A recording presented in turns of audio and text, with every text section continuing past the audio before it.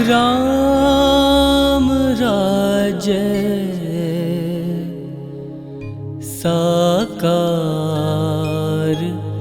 होठे। राम राज्य साकार होठे। राम राज्य साकार होठे। कलयुग सतयुग बन जाए। राम राज्य साकार होठे। कलयुग सतयुग बन जाए। ऐसी कृपा दृष्टि कर दो प्रभु। ऐसी कृपा दृष्टि कर दो प्रभु। स्वर्ग धरा पर आ जाए। राम राज्य साकार होठे। राम राज्य साकार होठे।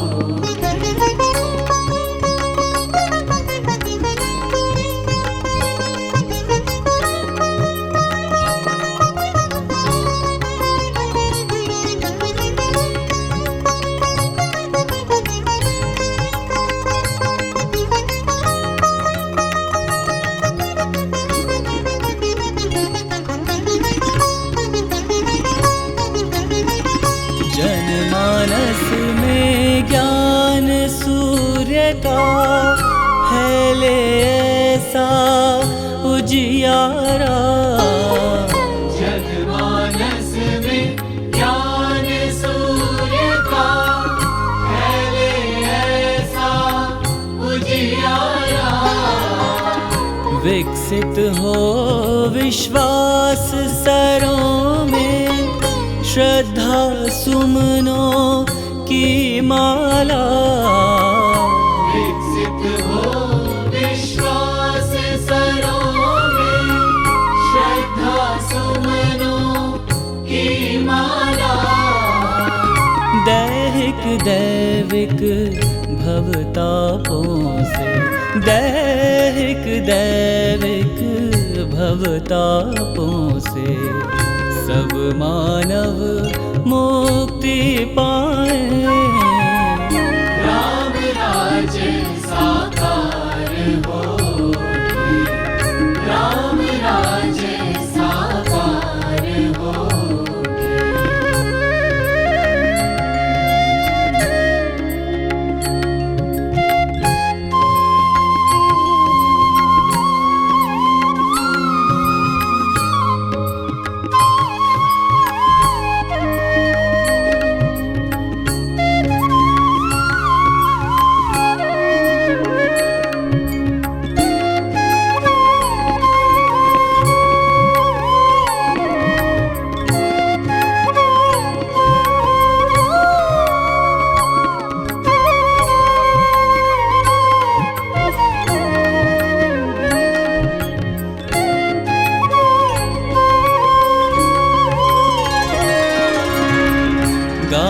गाँव की गली गली में मचल उठे भाईचारा।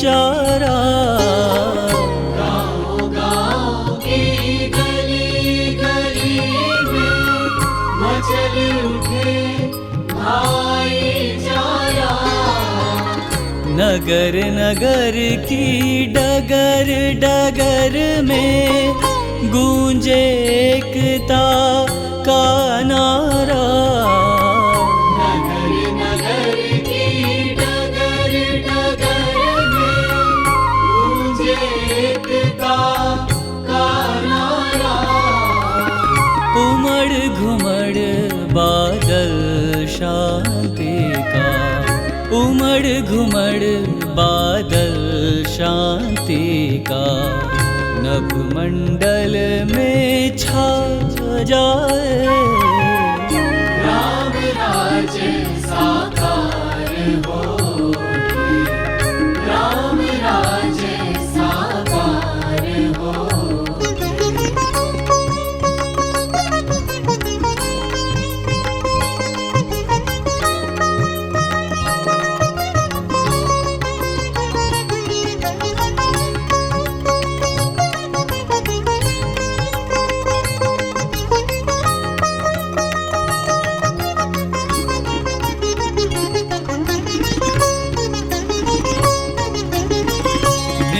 जाए भय ऊंच नीच का और विषमता की खाई।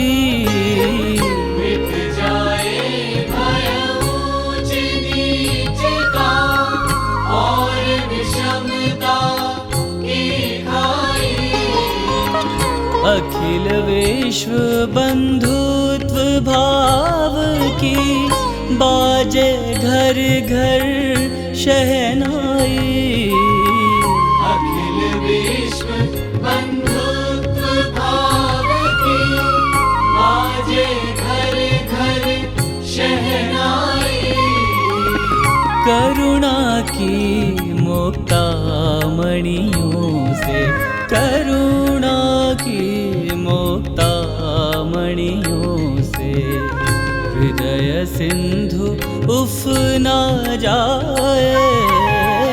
राम राज्य साकार होके, राम राज्य साकार होके।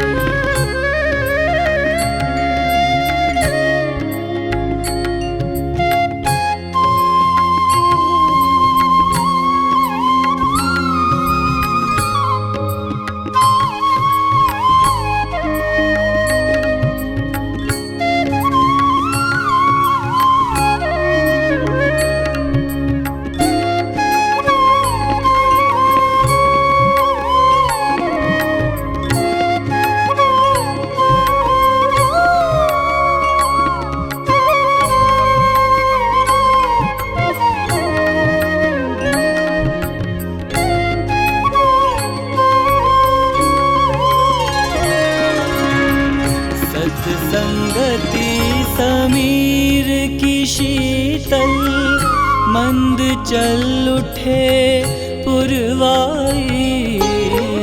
सत्संगति समीर की शीतल मंद चल उठे पुरवाई। चार पदारथ मकरंद गंध से झूम उठे मन अमराई। चार पदारथ मकरंद गंध से झूम उठे मन अमराई। श्रुति कोकिल कंठों से फूटे, श्रुति कोकिल कंठों से फूटे भजनों की स्वर धाराएं। राम राज्य साकार होके, राम राज्य साकार होके। कलयुग सतयुग बन जाए, ऐसी कृपा दृष्टि कर दो प्रभु, ऐसी कृपा दृष्टि कर दो प्रभु। स्वर्ग धरा पर आ जाए।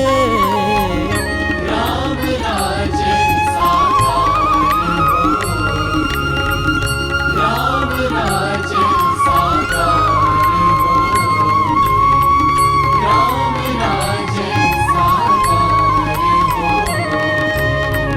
राम राज्य हो, राम राज्य हो, राम राज्य साकार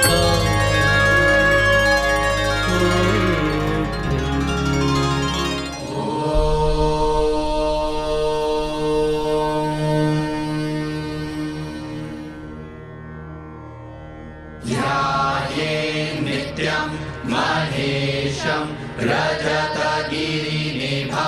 चारुचन्द्रावतंसं रत्नाकल्पोज्ज्वलाङ्गं परशुमृगवराभीतिहस्तं प्रसन्नं पद्मासीनं समन्तास्तुतममरगणैर्व्याघ्रकृतिं वसानं विश्वाद्यं विश्ववन्द्यं निखिलभयहरं पञ्चवक्त्रं त्रिनेत्रम्।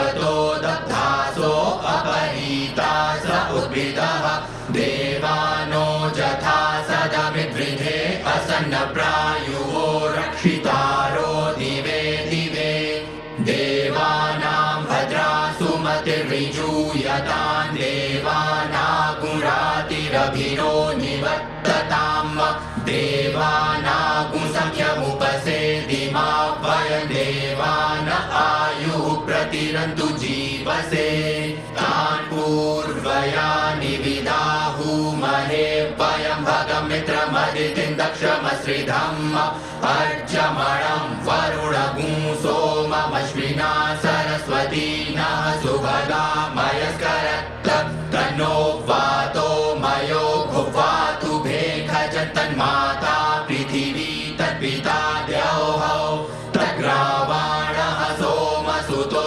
मयो भुवस्तदश्विना श्रीरुतधृष्ट्या ध्रुवम् तमीशानं जगतस्तस्थुखस्पतिं धियं जिन्वमवसे भूमहे वयम् ऊखानो जथा वेदसामसद्विधे रक्षिता पायुरदब्धः स्वस्तये स्वस्ति न इन्द्रो वृद्धश्रवाः स्वस्ति नः पूषा विश्ववेदाः स्वस्ति नस्तार्क्ष्यो अरिष्टनेमिः स्वस्ति नो बृहस्पतिर्दधातु पृषदश्वा मरुतः पृश्निमातरः शुभं जावानो विदधे कुजग्मयः अग्निजिह्वा मनवः सूरचक्षसो विश्वे नो देवा अवसागमन्निव भद्रकर्णेभिः शृणुयाम देवा भद्रं पश्येमाक्षभिर्जजत्रा।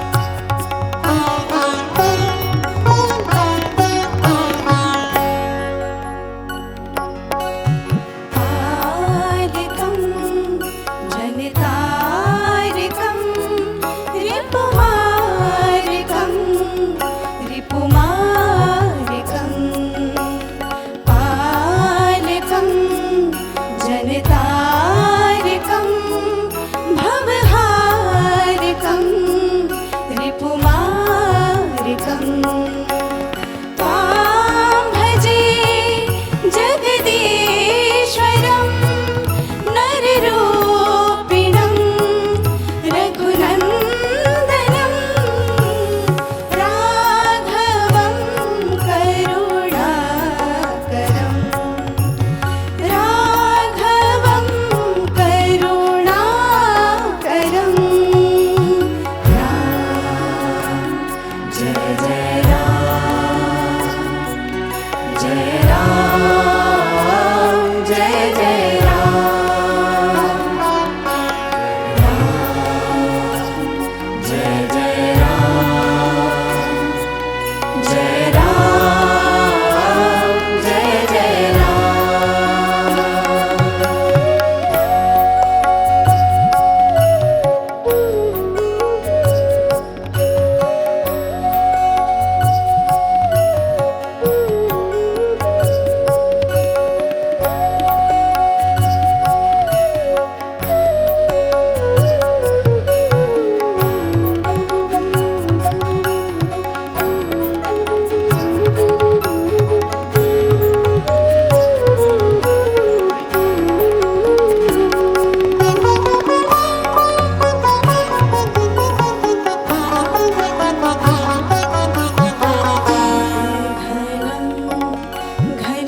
घनरूपिणं शरधारिणं धरणीधरं चिदघनं घनरूपिणं शरधारिणं धरणीधरं श्रीहरि सुरपूजितं त्रिगुणात्मकं करुणाकरं राघवं करुणाकरं राघवं करुणाकरं भवनाशनं दुरितापहं माधवं खगगामिनं माधवं खगगामिनं जलरूपिणं परमेश्वरं राघवं करुणाकरं राघवं करुणाकरं राम जय जय राम जय राम जय जय राम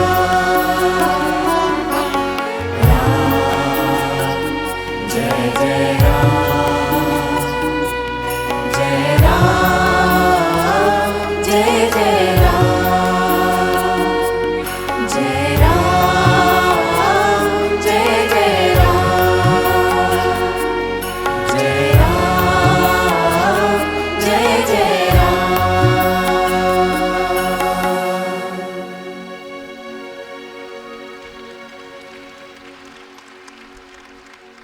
अजात पक्षा इव मातरं खगाः स्तन्यं यथा वत्स्तराः क्षुदारताः प्रियं प्रियेव विशतं विशुना मनोरविन्दाक्ष दीदृक्षते त्वां मनोरविन्दाक्ष दीदृक्षते त्वां।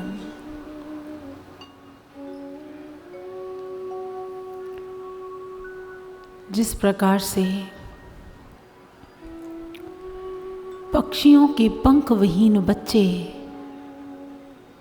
अपनी माँ की बाट जोहते रहते हैं,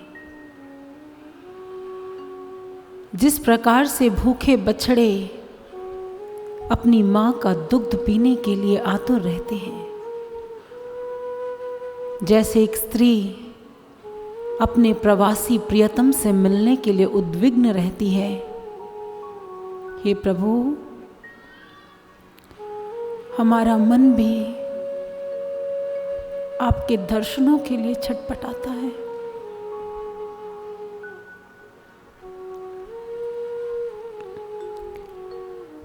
भक्त का सर्वस्व यदि कोई होता है तो वो केवल उसके प्रभु होते हैं।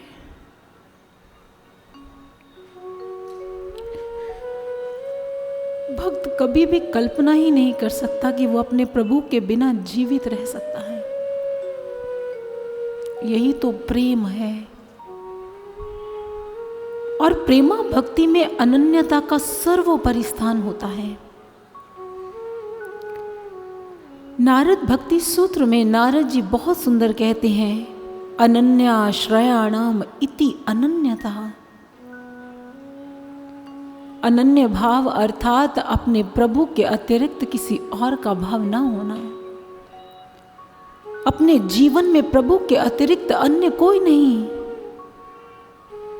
और भक्तों के जीवन को देखें तो उनका सर्वस्व उनके प्रभु होते हैं।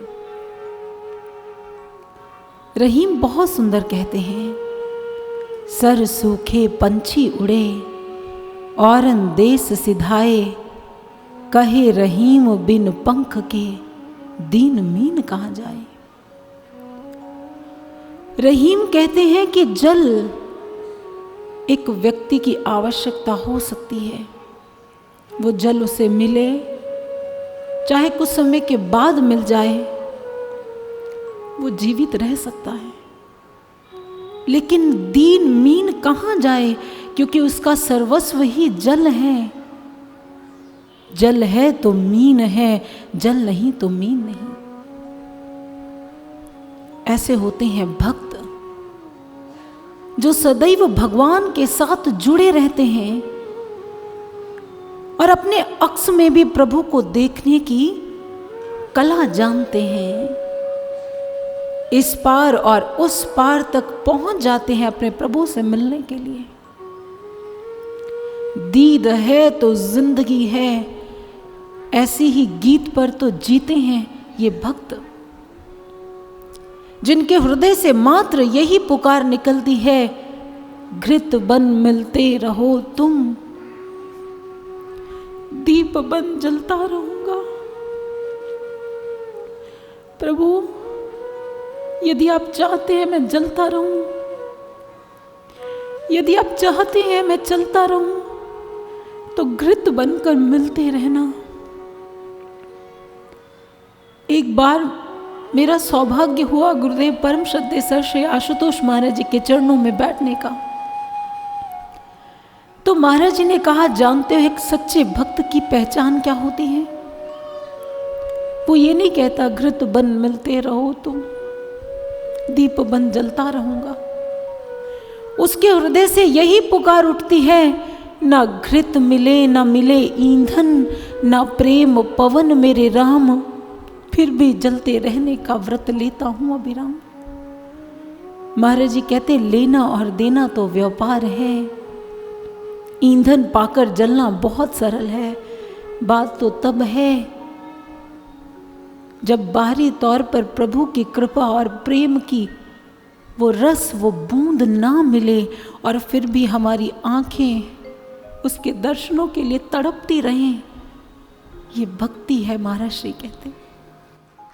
भक्ति में व्यापार नहीं होता है, प्रेम में व्यापार नहीं होता है, उसमें तो मात्र मिटना होता है, खो जाना होता है। और आज गोस्वामी तुलसीदास जी एक ऐसे ही त्यागी भक्त की गाथा को हमारे समक्ष रख रहे हैं।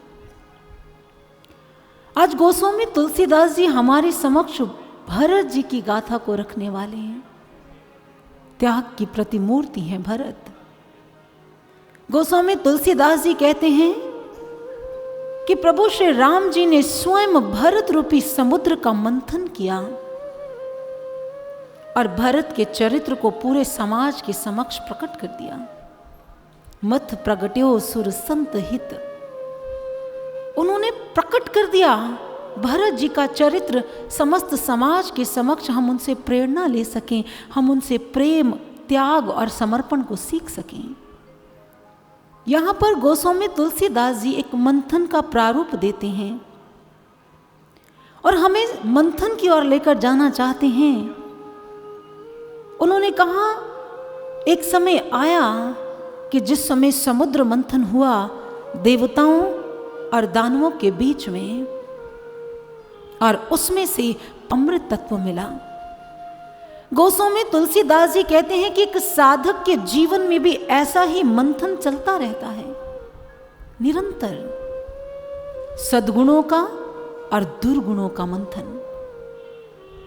कभी कभी सद्गुण जीत जाते हैं तो कभी कभी जीवन में दुर्गुण जीत जाते हैं, लेकिन बाबा कहते हैं सद्गुण अमर कब होंगे? जब एक भक्त का, एक साधक का भीतर से मंथन होगा, और जिस समय भीतर को मथा जाएगा तो उसमें से प्रेम तत्व की प्राप्ति होगी, और ये वही प्रेम है जो सद्गुणों को अमरत्वता प्रदान करेगा, सद्गुणों को अमर बनाएगा। गोस्वामी तुलसीदास जी ने सद्गुणों की तुलना एक शरीर से की है, और उन्होंने कहा, आप सोच कर देखिए, एक व्यक्ति दौड़ा हुआ आपके पास आता है और आपसे कहता है मैंने एक बहुत सुंदर व्यक्ति को देखा, मैंने एक बहुत सुंदर इंसान को देखा जिसकी आंखें बहुत सुंदर हैं, नासिका बहुत सुंदर है, रंग ढाल सब बहुत बढ़िया है, पर लेकिन उसमें प्राण नहीं है। तो बाबा कहते हैं क्या आप ऐसे व्यक्ति को देखना या ऐसे व्यक्ति का संग करना चाहेंगे? नहीं। ठीक इसी प्रकार से ये जो सद्गुण हैं उन्होंने इसकी तुलना देह से की है, और इन सद्गुणों को चलाने वाला, इसका प्राण तत्व जो है वो प्रेम है। यही कारण है गोस्वामी तुलसीदास जी ने अयोध्या कांड में लिखा कि जिस समय वशिष्ठ जी प्रभु श्री राम जी से मिलते हैं तो उन्होंने कहा, सो सुख धर्म कर्म जरि जाओ, जो ना हो तो तुम पंकज भाओ। हे राम, वो सुख, वो कर्म, वो सब कुछ जल जाने के योग्य हैं यदि आपके चरणों में प्रेम नहीं है, यदि आपके चरणों में प्रीति नहीं है तो सब कुछ व्यर्थ है, सब कुछ व्यर्थ है। गोस्वामी तुलसीदास जी ने विनय पत्रिका में बड़ा सुंदर लिखा। उन्होंने कहा, सोम अर्थात अमृत, काम अर्थात कामदेव। उनको लिखना पड़ा, काम ते रूप प्रताप दनेसु से सोमो से सील गणेशु से माने, हरिचंदू से सांचे बड़े विदिसे मदवा से महीप विषय सुख साने। सुख से मुनि सारद से वक्ता चिर जीवन लोमस अधिकाने, ऐसे भयो तो कहाँ तुलसी जो पे राजीव लोचन राम न जाने। गोस्वामी तुलसीदास जी कहते हैं, चाहे आप कामदेव की तरह अत्यंत सुंदर ही क्यों ना हो, चाहे आप गणेश की तरह बुद्धिमान क्यों ना हो, विवेकी क्यों ना हो, भले आप में कितना भी पराक्रम हो, कितनी भी कलाएं हो, आप नारद जैसे सुंदर वक्ता हो, आपके हाथ में कलाएं हों, आपके पास सब कुछ हो, लेकिन गोस्वामी तुलसीदास जी कहते हैं इतना सब कुछ होने के बाद भी यदि मेरे राम के चरणों में आपका प्रेम नहीं हुआ तो आपका जीवन निरर्थक है, आपका जीवन व्यर्थ है। वो लिखते हैं, झूमत द्वार अनेक मतंग जंजीर मदे अबू चुचाते, तीखे तुरंग मनो गति चंचल पौन के गौनहु ते बढ़ जाते, भीतर चंद्रमुखी अवलोकती बाहर भूप खड़े न समाते, ऐसे भयो तो कहाँ तुलसी जो पे जानकी नाथ के रंग न राते, जो पे जानकी नाथ के रंग न राते। बाबा कहते हैं आप बहुत बड़े सम्राट भी क्यों ना हो, बड़े बड़े पराक्रमी, बड़े बड़े योद्धा आपको मिलने के लिए कतारों में खड़े हों, भीतर चंद्रमुखी अवलोकती बाहर भूप खड़े न सहाते, भीतर एक सुंदर युवती आपका इंतजार कर रही हो, सब कुछ आपके पास हो, ऐसे भयो तो कहाँ तुलसी जो पे जानकी नाथ के रंग न राते। ये सब व्यर्थ है, ये व्यर्थ है यदि मेरे प्रभु श्री राम जी के चरणों में आपका प्रेम नहीं है, प्रभु श्री राम जी के चरणों में आपकी अनुरक्ति नहीं है, ये सब व्यर्थ है। बाबा को लिखना पड़ा, राज समाज 50 को विधि, करी को पट लिख पावे, पूत सपूत पुनीत प्रिया, रति सुंदरता रति को मदिनाए। तुलसीदास कहते हैं आपके पास सब संपत्तियां हों, सिद्धियां हों, सब कुछ आपके पास हो, लिखा हो, आपको संपूर्ण ब्रह्मांड का राज्य मिल जाए, फिर भी अगर आपका प्रेम प्रभु श्री राम जी के चरणों में नहीं है तो आपका जीवन व्यर्थ है, आपका जीवन निरर्थक है। प्रभु श्री राम जी के प्रेम के बिना, आज गोस्वामी तुलसीदास जी कहते हैं प्रेम के बिना जीवन निरर्थक है। और आज प्रभु श्री राम स्वयं जो करुणा के सागर हैं, आज प्रेम रूपी भरत का मंथन करने वाले हैं। आज भरत के चरित्र में से प्रेम तत्व को प्रकट करना चाहते हैं, क्योंकि वो जानते हैं प्रेम ही है जो सद्गुणों को संरक्षित रख सकता है, प्रेम ही है जो भगवान को बांध सकता है, लेकिन भगवान स्वयं उसका मंथन करते हैं।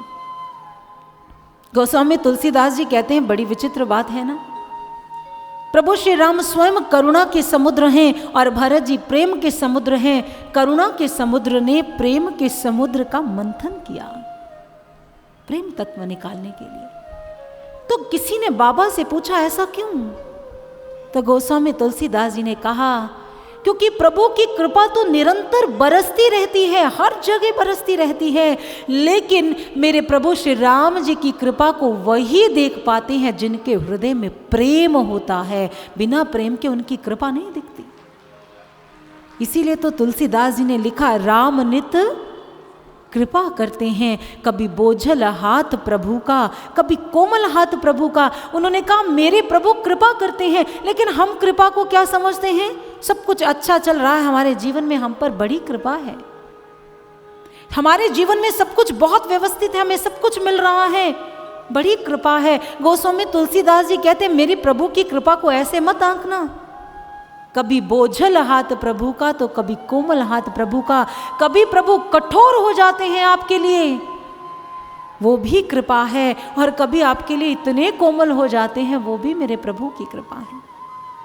तुलसीदास कहते हैं मैं प्रभु की कृपा की क्या कहूं, कभी वो आपको इतना विद्वान बना देते हैं, इतना बुद्धिमान बना देते हैं कि बड़े बड़े बुद्धिमान भी आपके चरणों में नतमस्तक हो जाते हैं, इसमें भी प्रभु की कृपा है। और कभी कभी वो आपकी बुद्धि का हरण कर लेते हैं, ये भी प्रभु की कृपा है। दोनों स्थितियों में प्रभु की कृपा रहती है, और उस कृपा को समझने के लिए प्रेम चाहिए। और जब भक्तों के हृदय में वो प्रेम तत्व प्रकट हो जाता है तो वो समझ जाते हैं मेरे प्रभु के अतिरिक्त मेरे जीवन का कोई अस्तित्व ही नहीं है। उनसे पूछकर देखिए आपको प्राण प्रिय हैं या प्राणनाथ प्रिय हैं, तो वो निस्संदेह यही कहेंगे प्राणों से भी अधिक हमें तो प्राणनाथ चाहिए, क्योंकि वही वास्तव में हमारे प्राण हैं। यदि प्राणनाथ नहीं है तो प्राणों को रखकर क्या करेंगे?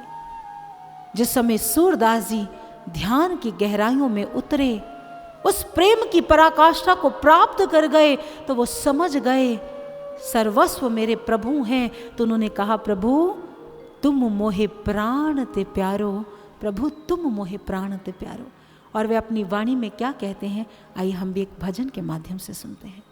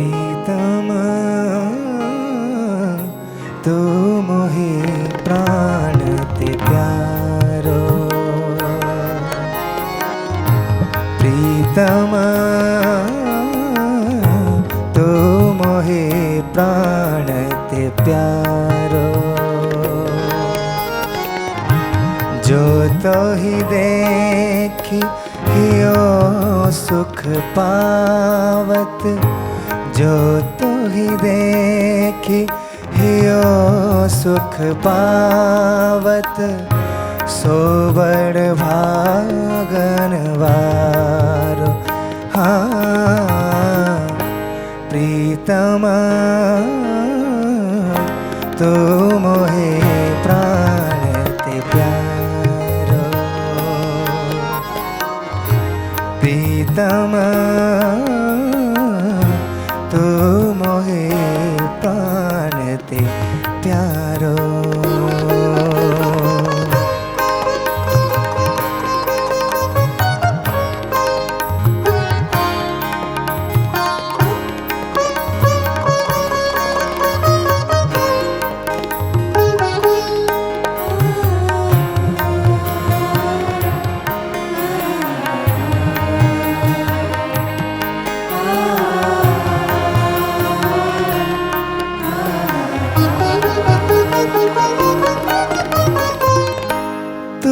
जीवन धन सर बस तू ही दृगन को तारो।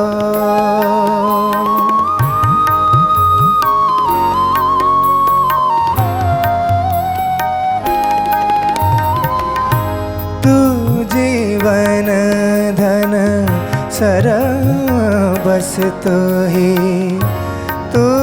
दृगन को तारो। जो तो को पल भर ना निहारो। जो तो को पल भर ना निहारो। दिखत जग अंधियारो। हाँ प्रीतम तू मोहे प्राण ते प्यारो। प्रीतम तू मोहे प्राण ते प्यारो।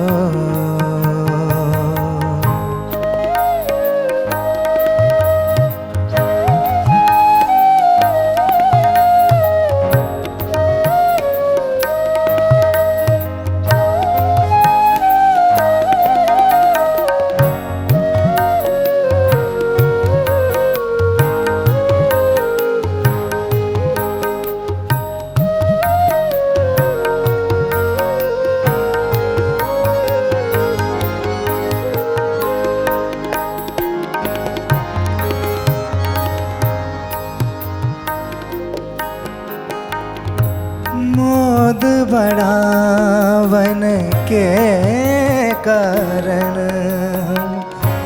मान निरूप ही थारो।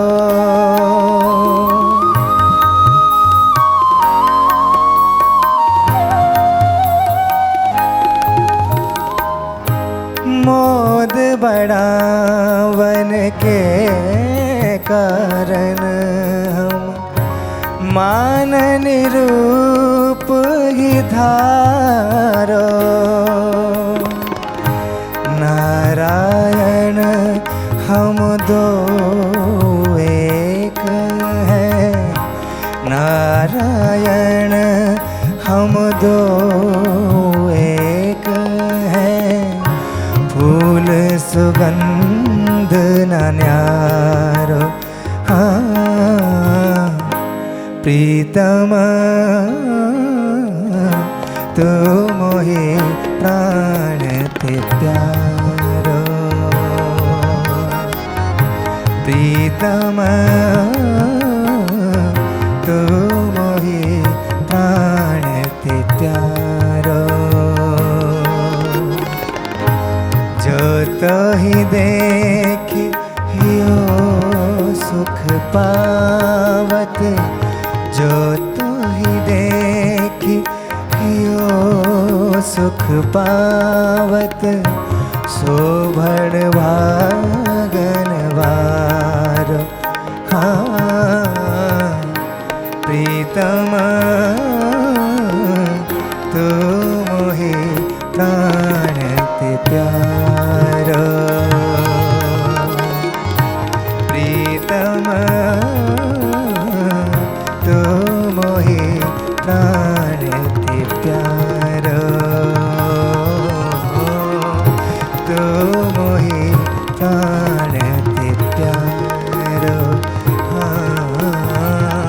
तू मोहे प्राण ते प्यारो।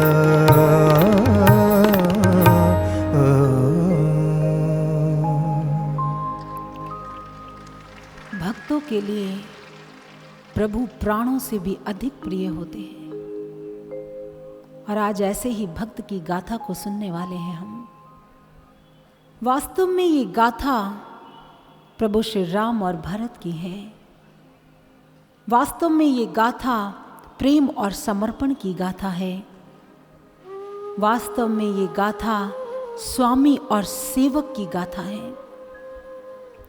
गोस्वामी तुलसीदास जी कहते हैं, वास्तव में यदि मैं इस गाथा को पढ़ूं और इसको ध्यान की गहराइयों से देखूं तो मुझे ऐसा प्रतीत होता है जैसे प्रभु श्री राम जी में और भरत जी में एक होड़ लगी हुई है।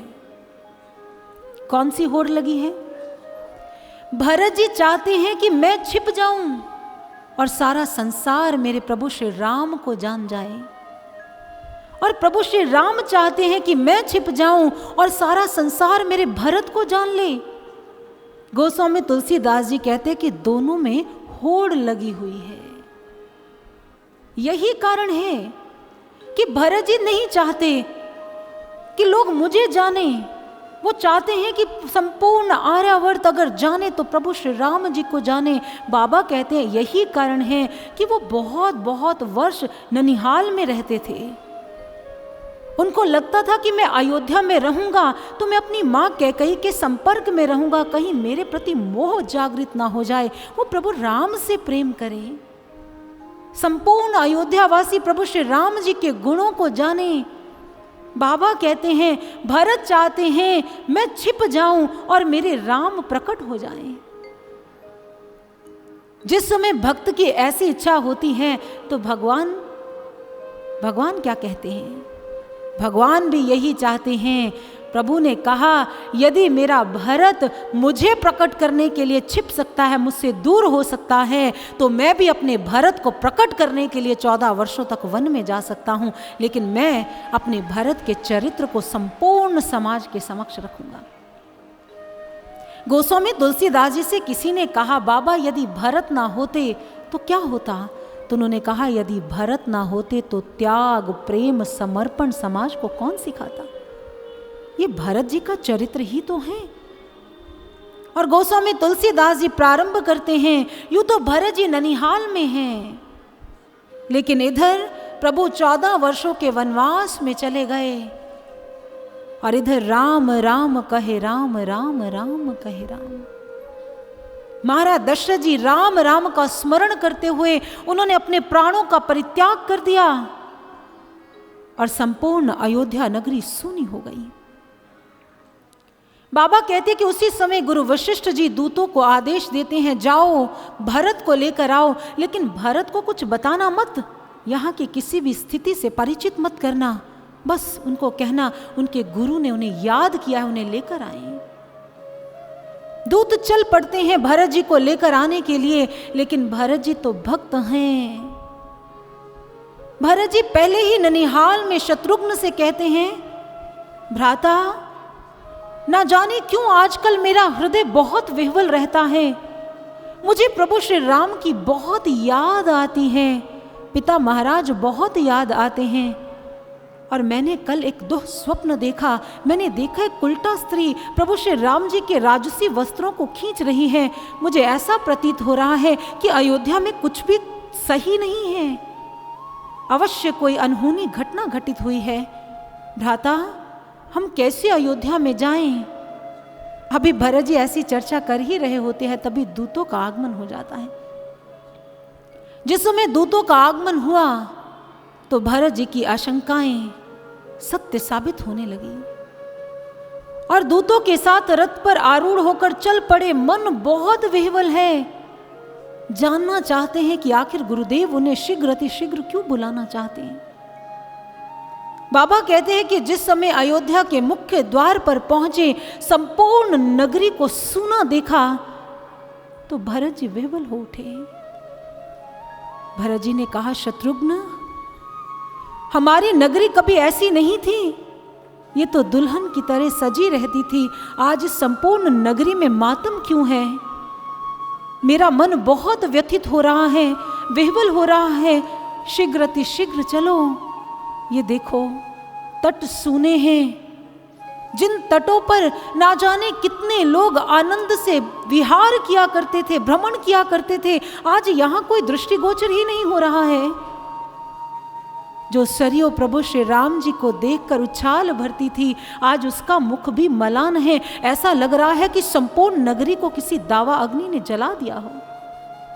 बाबा कहते हैं भरत जी को कौन बताए, ये अग्नि बाहर की अग्नि नहीं है, ये तो विरह की अग्नि है, जिसने संपूर्ण अयोध्या की भूमि को जला दिया है। प्रत्येक का हृदय तड़प रहा है, और ये तड़प, ये अग्नि किसी बाहरी जल से शांत नहीं हो सकती है। इसे शांत करने के लिए तो प्रभु का सानिध्य चाहिए। आज भरत जी अत्यंत विह्वल है। जल्दी से रथ से नीचे उतरे, और उधर जैसे ही कैकेयी को पता चला भरत का आगमन हो गया है, मंथरा दौड़ी चली जाती है। भरत को लेकर आने के लिए जल्दी से भरत का हाथ पकड़ा और कहा, जल्दी से चलो, तुम्हारी माता तुम्हारी प्रतीक्षा कर रही है, वो कब से तुम्हारी प्रतीक्षा में रत है, चलो। हाथ पकड़ा और भरत जी को ले गई रानी कैकेयी से मिलवाने के लिए। भरत जी तो पहले ही उनका हृदय व्याकुल है। जिस समय अपनी माँ के कक्ष के द्वार पर पहुंचे तो माँ आरती का थाल लेकर खड़ी है। अपनी माँ को सफेद वस्त्रों में लिपटा हुआ देखकर भरत जी समझ गए कुछ तो अनहोनी घटना हुई है। उसी समय माँ के चरणों में प्रणाम करते हुए कहने लगे, माँ ये तुमने कैसे वस्त्रों को धारण किया है? ये अयोध्या नगरी सूनी क्यों है? पिता महाराज कहाँ हैं? प्रभु श्री राम कहाँ है? लक्ष्मण, भाभी माँ, कोई नजर ही नहीं आ रहा, सभी कहाँ हैं? तो रानी कैकेयी ने कहा, पुत्र शोक मत करो। जैसी गति बड़े बड़े योगियों को, बड़े बड़े ज्ञानियों को मिलती है, उसी गति को तुम्हारे पिता भी प्राप्त हो गए हैं। बाबा कहते हैं कि जिस समय भरत जी ने यह सुना, उस समय उनकी जो स्थिति थी वो अत्यंत ही दयनीय स्थिति थी। और उस समय उस स्थिति में भरत जी के मुखारविंद से, मुख से जो वचन निकले, जो शब्द निकले, गोस्वामी तुलसीदास जी ने एक चौपाई में निहित किए। और वो शब्द क्या थे, आइए हम भी एक चौपाई के माध्यम से सुनते हैं। चलत न देखन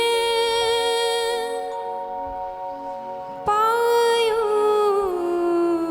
तो ही तात राम सौंपे हूँ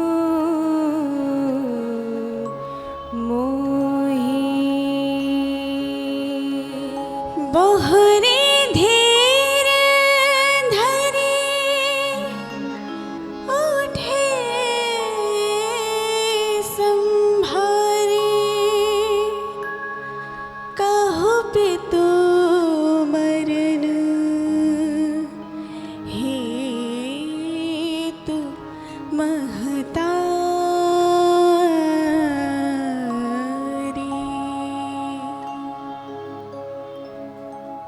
बाबा कहते हैं, धीर बुद्धि भरत अधीर हो उठे। प्रभु श्री राम जी के चरणों में मुझे सौंपे बिना ही मेरे पिता मुझे छोड़कर चले गए। मां, अवश्य अंतिम क्षणों में उन्होंने मुझे स्मरण किया होगा, मुझे याद किया होगा। मेरे भैया राम कहाँ हैं? मैं उनसे मिलना चाहता हूं, क्योंकि अब वो ही मेरे लिए पिता तुल्य हैं। आज मेरे जीवन में से पिता का साया चला गया है और प्रभु श्री राम ही मेरे पिता तुल्य हैं। अवश्य ही मेरे पिता ने मेरे लिए कोई संदेश छोड़ा होगा कि भरत से कहना राम की आज्ञा का पालन करना। अवश्य मेरे पिता ने कोई तो संदेश दिया होगा। मुझे बताओ माँ, मेरे पिता ने मेरे लिए क्या संदेश दिया है? अवश्य मुझे याद किया होगा। जिस समय रानी कैकेयी ने सुना तो कठोर स्वर में कहने लगी, पुत्र महाराज दशरथ ने तुम्हें स्मरण नहीं किया? वो तो मात्र राम राम राम की रट लगाए हुए थे। उन्हें तो राम के अतिरिक्त कुछ और भाता ही नहीं था, इसीलिए वो अंतिम क्षणों में भी राम को याद कर रहे थे। तो भरत जी सोच में पड़ गए। मां, पिता महाराज अंतिम क्षणों में भैया राम को याद कर रहे थे, तो इसका सीधा सा तात्पर्य तो यही हुआ कि राम यहां नहीं थे। यदि राम यहां नहीं थे तो वो कहां थे? प्रभु राम ऐसी दयनीय स्थिति में अपने पिता को छोड़कर कहां जा सकते हैं? तो रानी कैकेयी ने कहा, वो गए नहीं हैं। मैंने 2 वरदान महाराज दशरथ से मांगे, एक के लिए तुम्हारा राज्याभिषेक और दूसरे में 14 वर्षों का वनवास। लेकिन इन सब अच्छी बातों में एक बुरी बात यह हो गई कि महाराज दशरथ जी अपने प्राणों को रख नहीं पाए और मृत्यु को प्राप्त हो गए। इसलिए पुत्र, शोक मत करो, अब सिंहासन तुम्हारी प्रतीक्षा कर रहा है, सिंहासन तुम्हारा इंतजार कर रहा है। धीर बुद्धि भरत जी जो थोड़ा सा धैर्य अपने भीतर में सहेज कर बैठे थे, वो अधीर होकर जमीन पर गिर पड़े। मां, ये कैसे शब्दों का उच्चारण कर रही हो? ये कैसी बातें मुझे बता रही हो? हे मां, तुमने कैसे सोच लिया मैं प्रभु श्री राम जी को छोड़कर इस सिंहासन को प्राप्त करने के लिए उद्विग्न होऊंगा? मां, संपूर्ण अयोध्या नगरी सूनी पड़ी है, संपूर्ण अयोध्या नगरी बिलख रही है। लगता है आज तुमने अपने कक्ष के कपाट के साथ साथ अपने हृदय के कपाट भी बंद कर लिए हैं। यदि आज तुम्हारे हृदय के कपाट खुले होते तो तुम संपूर्ण प्रकृति का सन्नाटे को सुन पाती, संपूर्ण अयोध्यावासी की पुकार सुन पाती। लेकिन तुम कैसी मां हो? तुम मेरी मां नहीं हो सकती, क्योंकि मां तो वो होती है जो अपने बच्चे के दर्द को समझती है, अपने बच्चे की इच्छाओं को समझती है। लेकिन तुम मेरी मां नहीं हो। यदि तुम मेरी मां होती तो तुम्हें पता होता मेरे तो प्राण ही प्रभु श्री राम में बसते हैं, मेरे तो प्राण ही प्रभु श्री राम हैं। यदि तुम ये बात जानती होती तो मेरे प्रभु को वन नहीं भेजती। तुमने कैसे सोच लिया? गोस्वामी तुलसीदास जी कहते कि आज भरत जी को प्रसन्नता नहीं है कि उन्हें राज्य मिल रहा है, वो ऐसे राज्य पर कैसे बैठ सकते हैं जो प्रभु श्री राम जी के वन गमन और पिता की मृत्यु से भरा हो। उस राज्य पर आसीन नहीं हो सकते। भरत जी विह्वल हो उठे और उसी समय मन ही मन सोचने लगे, ये मेरी मां नहीं है, ये तो कुमाता है जिसने मुझे मेरे प्रभु से दूर कर दिया। और उसी समय कठोर शब्दों में कहने लगे, हे कुमाता, जिस समय प्रभु श्री राम जी के लिए तुमने 14 वर्षों का वनवास मांगा, तुम्हारा हृदय क्यों नहीं फट गया? तुम्हारी जिह्वा क्यों नहीं गिर गई? तुम तो लगता है हमारे इस अयोध्या कुल के लिए कुल्हाड़ी बनकर आई हो, काल सर्पणी बनकर आई हो। हे विधाता, ये कैसा दुर्भाग्य है मेरा। इक्ष्वाकु वंश में मुझे जन्म दिया, प्रभु श्री राम जैसे भ्राता मिले, महाराज दशरथ जैसे पिता मिले, और कोख इस कुमाता की मिली। हे कुमाता, यदि तुम्हारी यही इच्छा थी, यही वांछा थी, तो जन्म लेते ही मुझे मार क्यों नहीं दिया? एक बार मुझसे पूछ लेती कि तुम्हें राज्य और चाहिए कि राम चाहिए, मैं तुम्हें मुख से बोलकर बता देता, तू मेरी मां नहीं हो सकती। आज से मैं तुम्हारा परित्याग करता हूं, मैं तुम्हारा पुत्र नहीं और तू मेरी मां नहीं। जो मुझे मेरे राम से दूर कर दे वो मेरी मां नहीं हो सकती। गोस्वामी तुलसीदास जी कहते हैं, भरत जी ने अपने जीवन में पहली बार ऐसे कठोर शब्दों का प्रयोग किया है। उनका व्यक्तित्व ऐसा नहीं है, लेकिन भगवान के विरह में, पीड़ा में वो आज ये बातें कह रहे हैं, क्योंकि भक्त प्रभु से दूर नहीं हो सकता है, भले उसका कोई कितना भी प्राण प्रिय क्यों ना हो। अगर कोई प्राण प्रिय उसे प्रभु से विलग करने का प्रयास करे तो भक्त उसे छोड़ सकता है, लेकिन अपने प्रभु को नहीं छोड़ सकता, वो अपने प्रभु से विलग नहीं हो सकता है। और इतिहास में एक ऐसी ही भक्त की गाथा आती है, संत मीरा जी की गाथा। शास्त्र कहते हैं कि मीरा बचपन से ही भगवान श्री कृष्ण के चरणों में उसकी अनुरक्ति थी। एक दिन छोटी सी मीरा अपने माँ के साथ झरोखे में बैठी हुई बाहर दृश्य देख रही थी। तभी मीरा ने देखा बारात निकल रही है, शोरगुल है, उल्लास मनाया जा रहा है। तो नन्ही सी मीरा ने अपनी माँ से पूछा, माँ ये सब क्या हो रहा है? तो माँ ने कहा, मीरा ये बारात जा रही है और वो जो घोड़े पर बैठा है वो दूल्हा है, आज इसका विवाह होगा। जिस समय मीरा ने सुना तो कहा, मासा क्या मेरा भी विवाह होगा? तो माँ मुस्कुराते हुए कहने लगी, तुम्हारा भी अवश्य होगा। तो मीरा ने कहा, माँ मुझे बताओ मेरा विवाह किससे होगा? तो माँ ने उसकी बालपन की हट समझकर कहा, ये जो भीतर गिरधर गोपाल बैठे हैं ना, उससे ही तुम्हारा विवाह होगा। तो मीरा ने हट की, अगर उनसे ही मेरा विवाह होगा तो अभी मुझे उनसे विवाह करना है। तो माँ ने कहा, जाओ फिर जल्दी से भीतर से माला लाओ और अपने कृष्ण कन्हई के गले में डाल दो। और जैसे ही मीरा ने सुना, खुशी में दौड़ी चली जाती है, जल्दी से माला उठाई और भगवान श्री कृष्ण की मूर्ति में गले में डाल दी और कहने लगी, मासा मेरा विवाह हो गया ना मेरा विवाह? तो माँ ने कहा, हो गया तुम्हारा विवाह। माँ के लिए तो एक बाल हट थी, लेकिन मीरा के भीतर में प्रभु भगवान श्री कृष्ण के प्रेम का बीज रोपित हो गया और वो बीज धीरे धीरे पुष्पित होने लगा। मीरा भगवान श्री कृष्ण का कीर्तन करती, पद लिखती, भजन लिखती, रचनाएं लिखती और दिन रात भगवान श्री कृष्ण के स्मरण में खोई रहती। कहते जहां अन्य स्त्रियां संसारिक बातें करती, लेकिन मीरा भक्ति की बातें करती, संतों का संग करती और इसी समय के दौरान धीरे धीरे वो बड़ी होने लगी। और कहते हैं जिस समय उसका विवाह निश्चित हुआ तो मीरा उद्विग्न हो उठी, विह्वल हो उठी और दौड़ी गई अपने दादा के पास। कहने लगी, दादा साहब मेरा विवाह तो हो चुका है, आप मेरा विवाह क्यों करना चाहते हैं? ऐसे वर को क्यों वरूं जो जन्मे ते मर जाए, वर वर्यो गोपाल जी मोरो चूरड़ो अमर हो जाए, मेरो चूरड़ो अमर हो जाए। मैंने तो अनश्वर वर को वर लिया है और आप मुझे नश्वर के साथ बांधना चाहते हैं। मेरा विवाह हो चुका है, लेकिन कोई भी मीरा की भक्ति को नहीं समझ पाया और उनका विवाह कर दिया गया।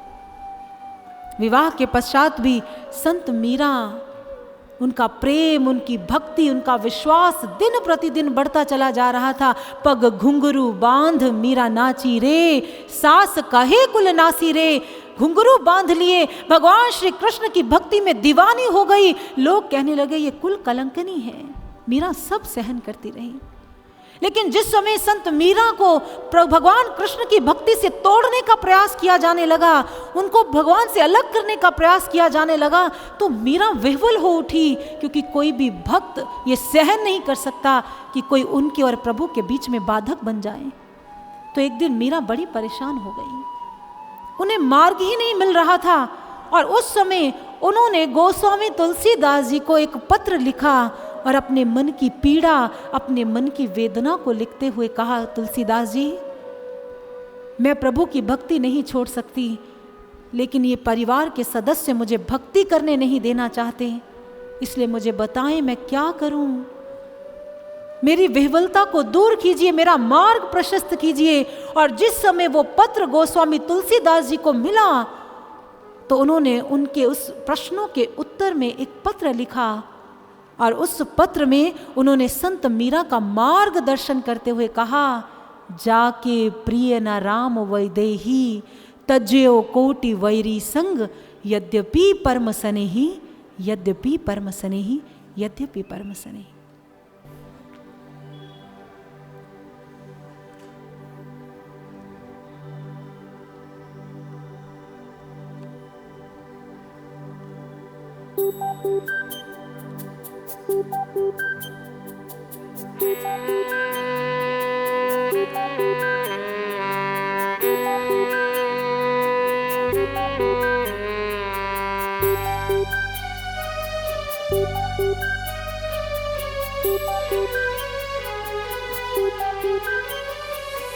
जाके प्रिय न राम बदेही, जाके प्रिय न राम बदेही,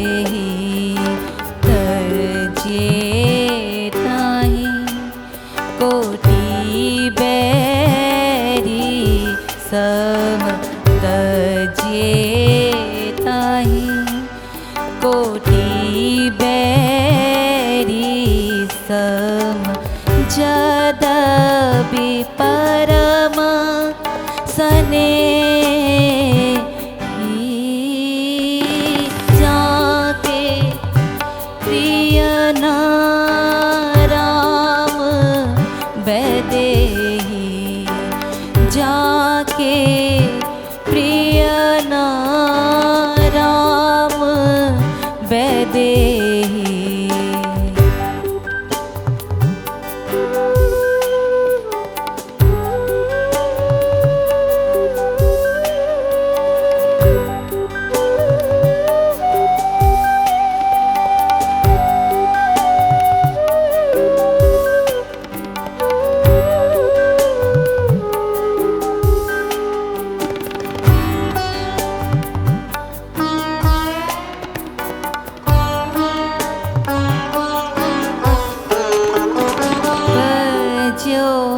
पिता प्रहलाद विभीषण तज्यो पिता प्रहलाद विभीषण बंधु भरत महतारी बलि गुरु तज्यो कंत ब्रज बने तनहि बलि गुरु तज्यो कंत ब्रज बने तनहि भय मोद मंगल कारी जाके प्रिय राम वैदेही जाके प्रिय राम वैदेही।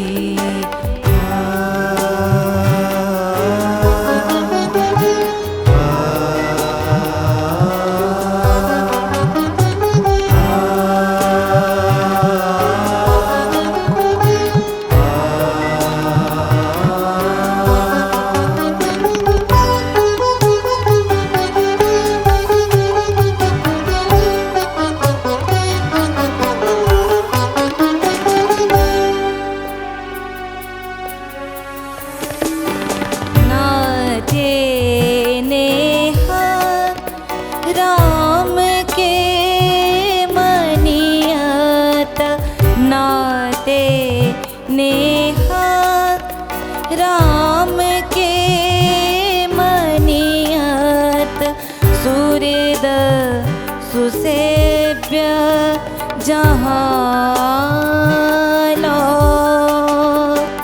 अंजन कहा आँख जेहि फूटे अंजन कहा आँख जेहि फूटे बहुत कहो कहाँ लो तुलसी सो सब भांति परम हित पूज्य प्राण ते प्यारो जासो होए स्नेह राम पद ए तो मतो हमारो जासो होए स्नेह राम पद ए तो मतो हमारो जासो होए स्नेह राम पद ए तो मतो हमारो हो जाके प्रिय राम वैदेही जाके प्रिय राम वैदेही जाके प्रिय राम वैदेही सोचा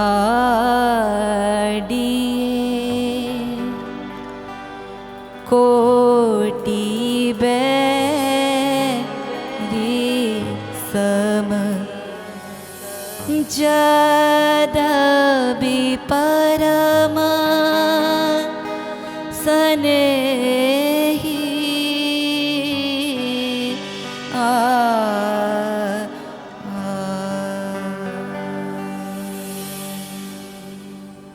स्वामी तुलसीदास जी ने कहा, जाके प्रिय न राम विदेही। जो आपके और प्रभु के भक्ति के मार्ग में बाधक बन जाएं, जो आपको भक्ति ना करने दें, जो आपको प्रभु से अलग करने का प्रयास करें, उन्हें वैसे ही छोड़ देना चाहिए जैसे करोड़ों करोड़ पापियों को छोड़ देते हैं। चाहे वो कितना भी स्नेही, कितना भी आपका अपना क्यों ना हो, कितना भी हितैषी क्यों ना हो, यदि वो आपके और आपके प्रभु के बीच में आ जाए तो उसे त्याग देना चाहिए, गोस्वामी तुलसीदास जी कहते हैं। गोस्वामी तुलसीदास जी ने प्रहलाद की उदाहरण दी कि उन्होंने अपने पिता को त्याग दिया। गोस्वामी तुलसीदास जी ने राजा बलि का उदाहरण दिया, उन्होंने अपने गुरु को त्याग दिया, जो तथाकथित गुरु थे, जो भगवान विष्णु से उन्हें अलग करना चाहते थे। उन्होंने उदाहरण दिया विभीषण का, उन्होंने अपने भाई रावण का परित्याग कर दिया। उन्होंने कहा ठीक इसी प्रकार से यदि वो आपको भक्ति नहीं करने देना चाहते तो आप उन्हें त्याग दें, उन्हें छोड़ दें, अपनी भक्ति मत छोड़ें। और आज भरत जी की भी यही स्थिति है। भरत जी ने क्या किया? कठोर शब्दों का प्रयोग किया, तू मेरी माँ नहीं है, और उसी समय अपनी माँ के भवन का परित्याग किया और चल पड़े माँ कौशल्या के भवन की ओर। आज भरत जी ने कैकेयी के भवन का त्याग करने के पश्चात धीरे धीरे कदमों की गति बढ़ रही है रानी कौशल्या के महल की ओर। जिस समय महारानी कौशल्या की महल की ओर बढ़ रहे हैं, भरत जी मन ही मन सोचने लगे, भरत आज तू जा तो रहा है माँ कौशल्या की भवन की ओर, तुम उस माँ के भवन की ओर जा रहे हो जिसके पुत्र को तुम्हारे कारण वन जाना पड़ा है। ना जाने माँ क्या कहेगी। जाकर द्वार पर खड़े हो गए। जिस समय भरत जी द्वार पर जाकर खड़े हुए, देखा माँ जमीन पर बैठी है, केश बिखरे हुए हैं, वस्त्र मलिन हैं, और एक टक मानो द्वार को निहार रही है, अभी राम आ जाएंगे, अभी राम आ जाएंगे। जिस समय भरत जी ने अपनी मां की ऐसी स्थिति को देखा तो मन व्याकुल हो उठा। उसी समय वहां से जाने लगे तो रानी सौमित्रा ने देख लिया, कहने लगी, जीजी देखो कौन आया है जिसका आप इंतजार कर रहे हैं, आपका भरत आया है। कहते जिस समय महारानी कौशल्या ने ऐसा सुना कि उनका भरत आया है, जल्दी से लड़खड़ाते कदमों से उठ खड़ी हुई और भरत से मिलने के लिए दौड़ने लगी तो बीच में गिर गई। भरत जी ने जल्दी से आकर अपनी मां को पकड़ लिया। जैसे अपनी मां को पकड़ लिया, कहने लगे, मां आपके इस दयनीय दुख का कारण मैं हूं। मां मैं कितना अभागा हूं कि संपूर्ण नगरी आज शोकाकुल है, व्यथित है, आपकी दशा ऐसी दयनीय हो गई है, उसका कारण मैं हूं। मां मेरे कारण आज मेरे प्रभु 14 वर्षों के लिए वन में चले गए, और मुझे देखिए ना, प्रभु वन में चले गए लेकिन मेरे प्राण इस शरीर से का साथ नहीं छोड़ रहे हैं। मेरे प्राण अभी भी इस देह में विद्यमान हैं। मां विधाता ने ये मेरे साथ क्या किया? वो तो जानते थे। मुझे जन्म लेते ही मार क्यों नहीं दिया? मेरा जन्म ही क्यों हुआ? मैं अपने प्रभु को दुख देने के लिए पैदा हुआ हूं। मां आप तो अच्छे से जानती हैं, आपको पता है मैं प्रभु राम के बिना जीवित नहीं रह सकता। प्रभु राम मेरे प्राण हैं। और देखिए ना, प्रभु बिना मिले ही मुझे चले गए।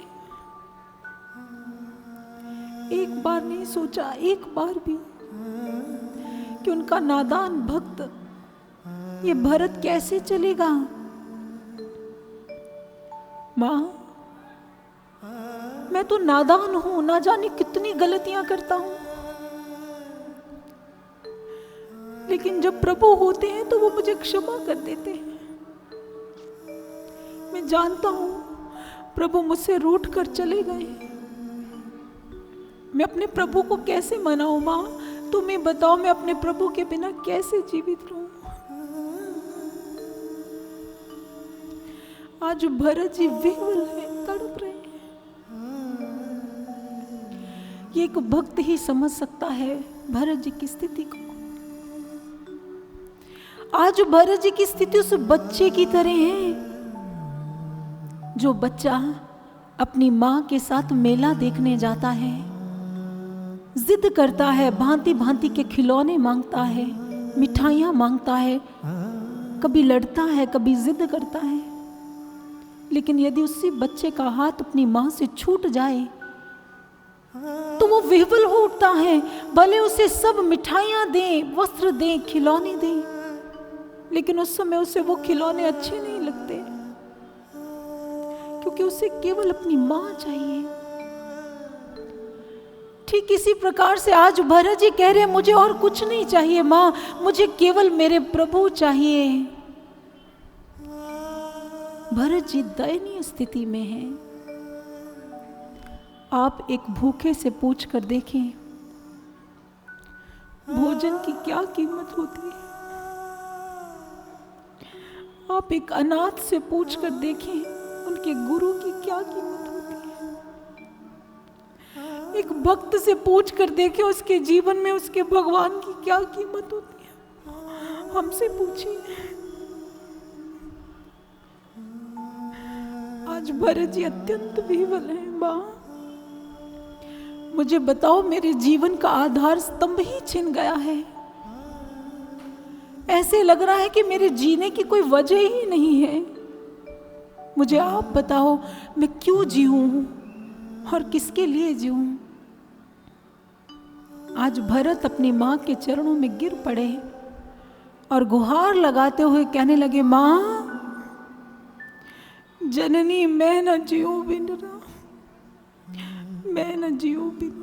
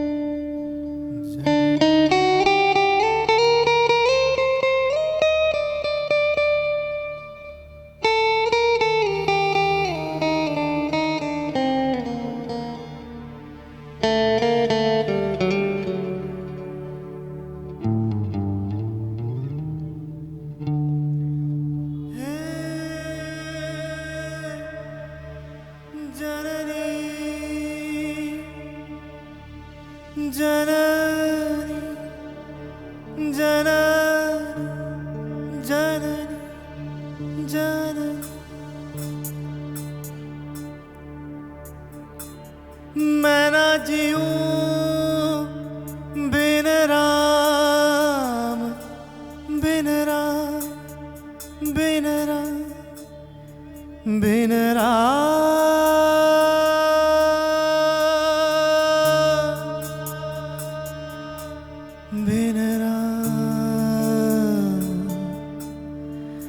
बिन राम, बिन राम। मैं न जीऊं बिन राम, जननी मैं न जीऊं बिन राम, राम मैं न जीऊं बिन राम, बिन राम मैं न जीऊं बिन राम, बिन राम मैं न जीऊं बिन राम, बिन राम मैं न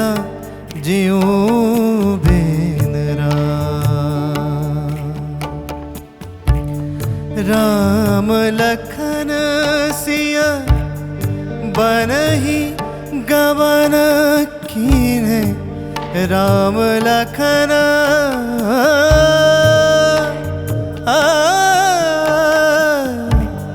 राम लखन सिया बनहि गवन कीन्हे पिता गए सुरधाम जननी मैं न जीऊं बिन राम मैं न जीऊं बिन राम मैं न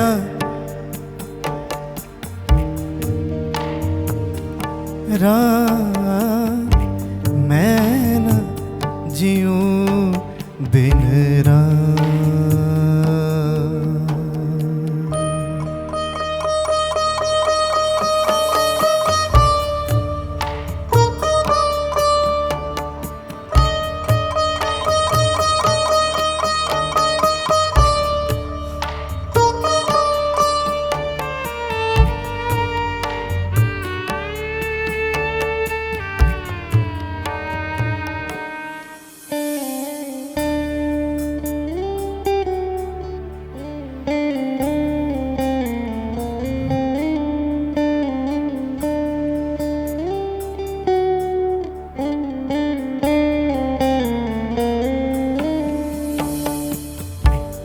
होत भोर हम हूँ बन जइबे अवध आवे केहि काम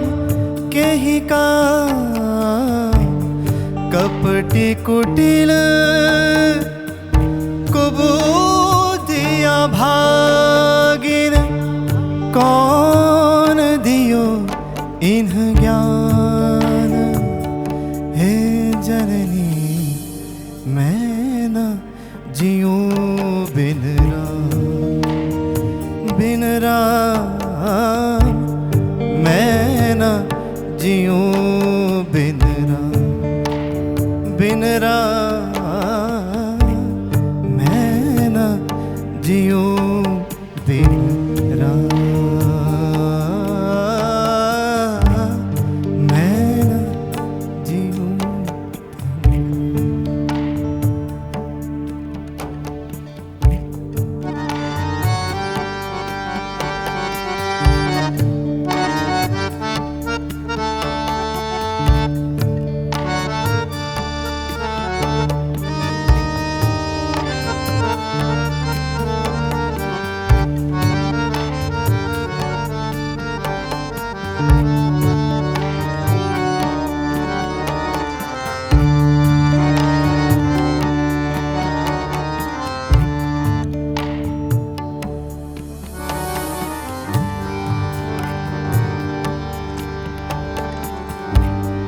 सुर नर मुनि सब दोष देत है नहीं कियो भल काम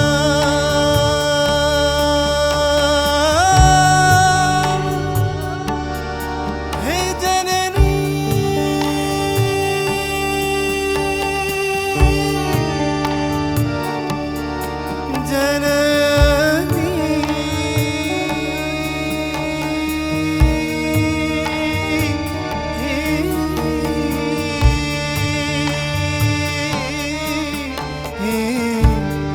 सुर नर मुनि सब दोष देत है नहीं कियो भल काम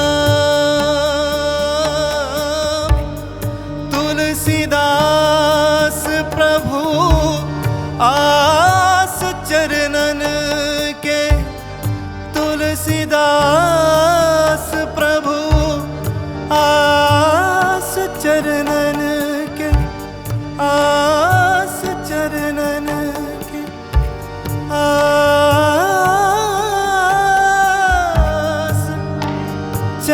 चरणन के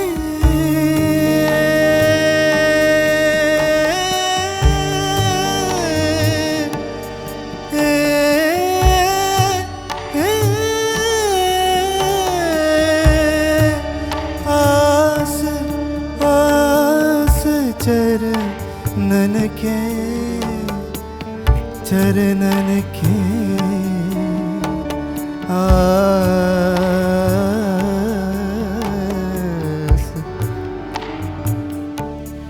चरणन के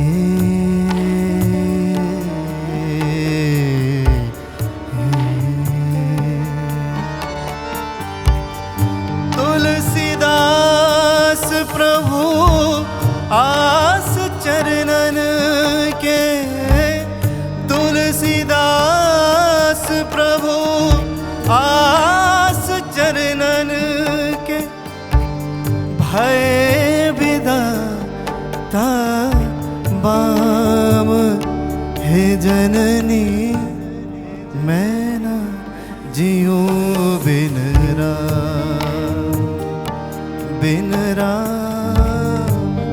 मैं ना जियूं बिन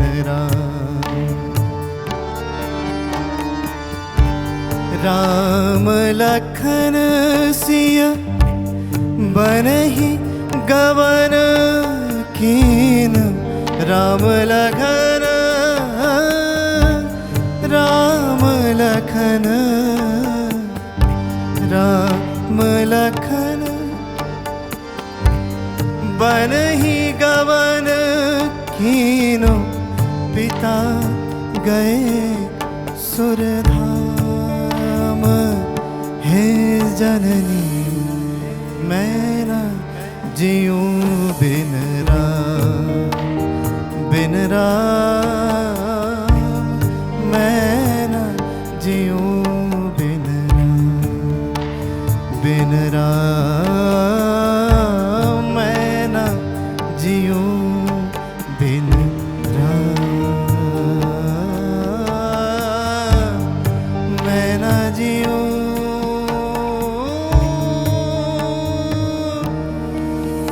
बिन राम बिन राम ना जियूं बिन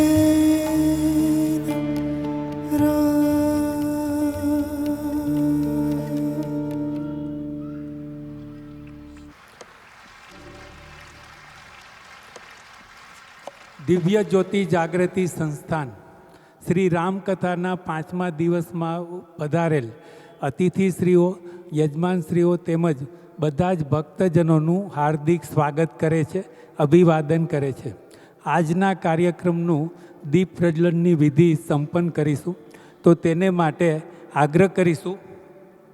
આજના કાર્યક્રમની અંદર મુખ્ય યજમાન Shri Dineshchandra Rameshwarji Agrawal, chairman and managing director Dineshchandra R Agrawal, Infracon private limited Deesa અમદાવાદથી, શ્રી જ્યોતિ પ્રસાદ ચીડીપાલ તેમજ બહેન શ્રીમતી પુષ્પાબેન બિંદલજી ચીડીપાલ ઇન્ડસ્ટ્રીઝ લિમિટેડ અમદાવાદથી, Shri Madanlal Rajaram Guptaji GTM fabrics mill અમદાવાદથી, શ્રી રાજકુમાર અગ્રવાલ તેમજ શ્રીમતી બેલાબેન અગ્રવાલજી ચિરાનિયા શ્રી શ્યામ એન્ટરપ્રાઇઝ ખાડિયા અમદાવાદથી, શ્રી ઢાલુરામ મંગલાની તેમજ શ્રીમતી કોમલબેન મંગલાનીજી મણિનગરથી, શ્રી ઇન્દ્રકુમાર ભાગ્યા તેમજ શ્રીમતી પૂનમ ભાગ્યા સરદારનગરથી, શ્રી કૃષ્ણચંદ્ર સિંહા તેમજ શ્રીમતી પ્રતિભા સિંહાજી ગાંધીનગરથી.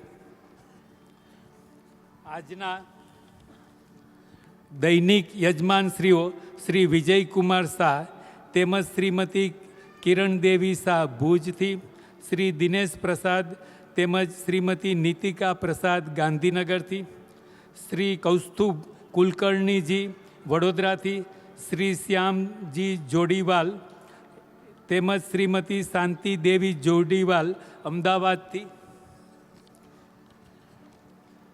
આજના મુખ્ય અતિથિશ્રીઓ શ્રી દિનેશસિંહ કુશવાહાજી એમએલએ બાપુનગર વિધાનસભા ક્ષેત્રથી, શ્રી બાબુસિંહ જાદવ MLA વટવા વિધાનસભા ક્ષેત્રથી, શ્રી રતનસિંહ સિસોદિયાજી અધ્યક્ષ હિન્દી ઉત્થાન સંઘ.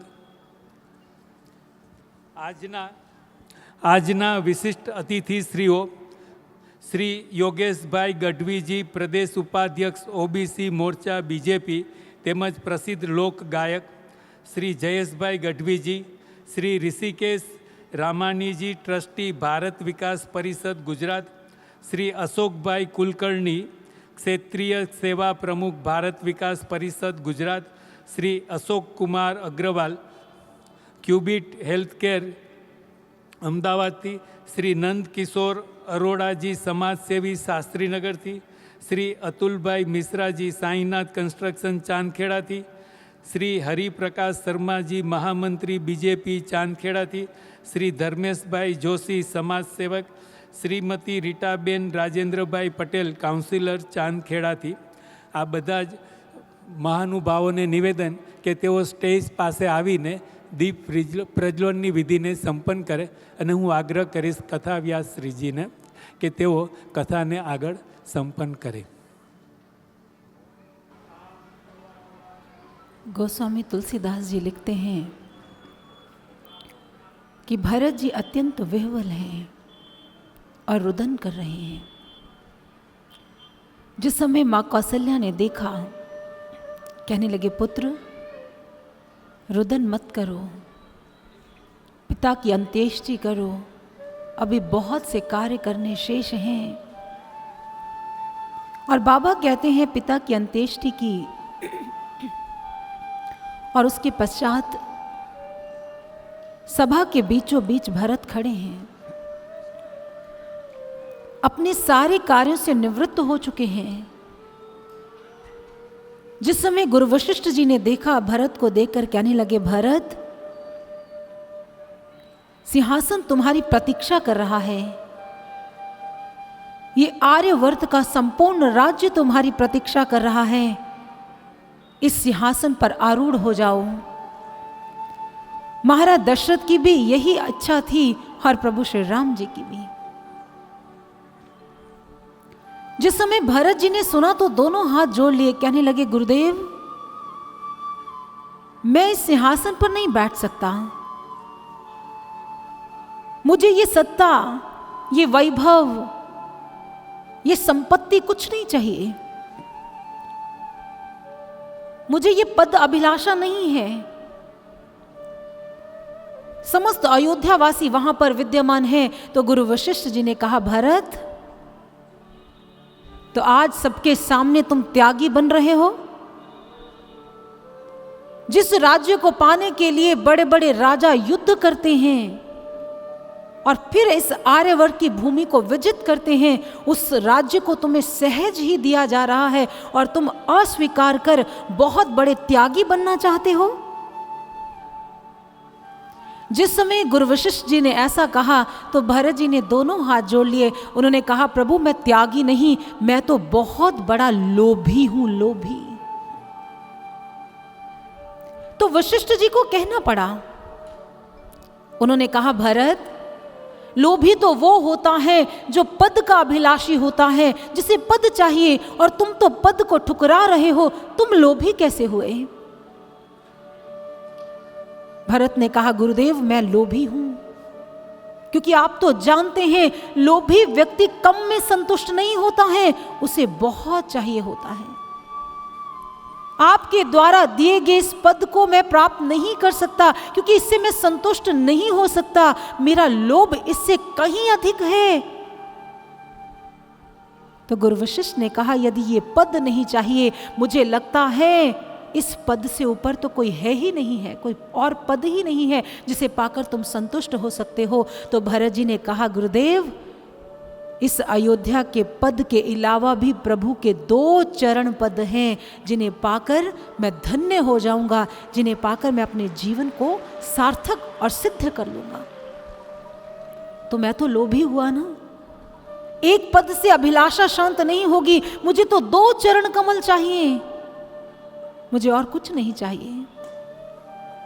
गुरुदेव कहने लगे, ये संपत्ति को त्याग रहे हो तो कहीं ना कहीं मन में अभिलाषा होगी। तो भरत जी ज्ञानी हैं, ज्ञानी भक्त हैं। उन्होंने कहा गुरुदेव ये संपत्ति तो हमारी है ही नहीं।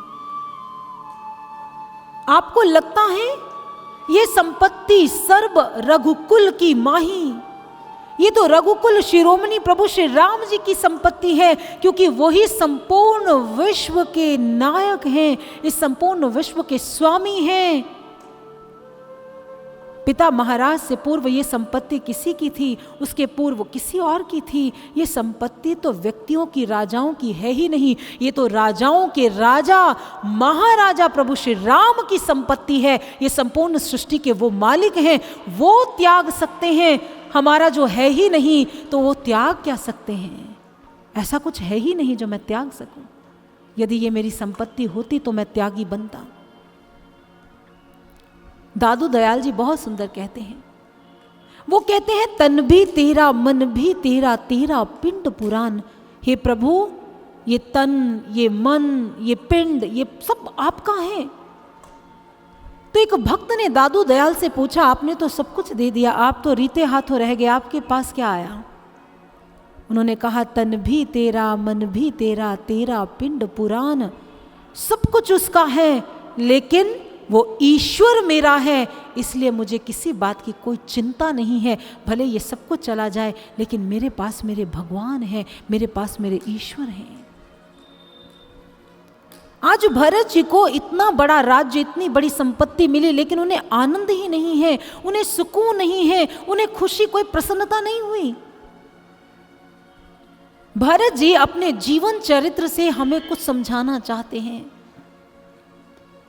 भरत जी अपने जीवन चरित्र से बताना चाहते हैं कि संसार की किसी भी संपत्ति में, संसार के किसी भी पद में, संसार में किसी भी व्यक्ति में हमें सुख व शांति व आनंद की उपलब्धि नहीं हो सकती। यदि शांति और आनंद को उपलब्ध करवाना है तो भीतर उतरना पड़ेगा, प्रभु श्री राम जी के साथ जुड़ना पड़ेगा, क्योंकि प्रभु श्री राम जी के बिना कहीं भी जीवन में शांति आनंद आ ही नहीं सकता है।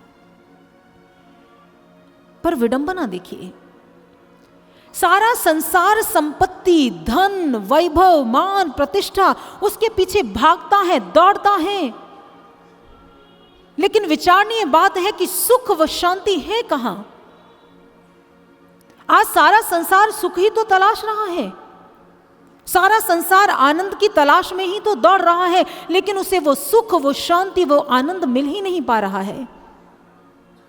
क्योंकि जहां वो सुख की तलाश कर रहा है, वास्तव में वहां सुख है ही नहीं है। जहां वो आनंद की तलाश कर रहा है, वास्तव में वहां आनंद ही नहीं है।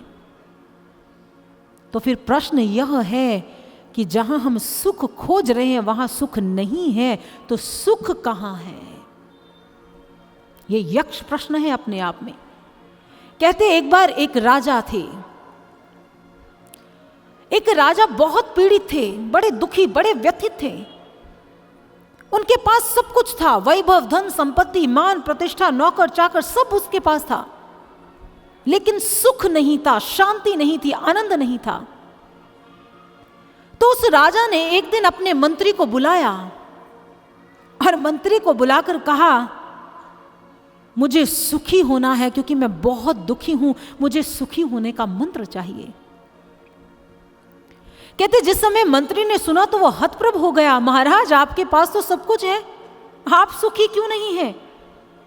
तो राजा ने कहा, क्योंकि ये नृत्य, ये गायन, ये कलाएं, ये वैभव मुझे सुख नहीं दे रहे, इसलिए मैं सुखी नहीं हूं। तो मंत्री ने कहा, महाराज आपकी प्रजा भी ऋण लेकर घी पी रही है, वो भी सुखी है। ऋण लेकर सब कुछ ग्रहण कर रही है, वो भी कहीं ना कहीं सुखी है। आप दुखी क्यों हैं? तो उन्होंने कहा, क्योंकि मेरे पास सुख नहीं है तो मैं नहीं हूं। जाओ घोषणा करो, मुनादी करवा दो कि यदि कोई मुझे सुखी होने का मंत्र देगा तो उसे माला माल कर दिया जाएगा। सैनिक पहुंच गए मुनादी करने के लिए, पहुंच गए राज के बीचों बीच, ढोल पीटना प्रारंभ किया। सुनो सुनो सुनो,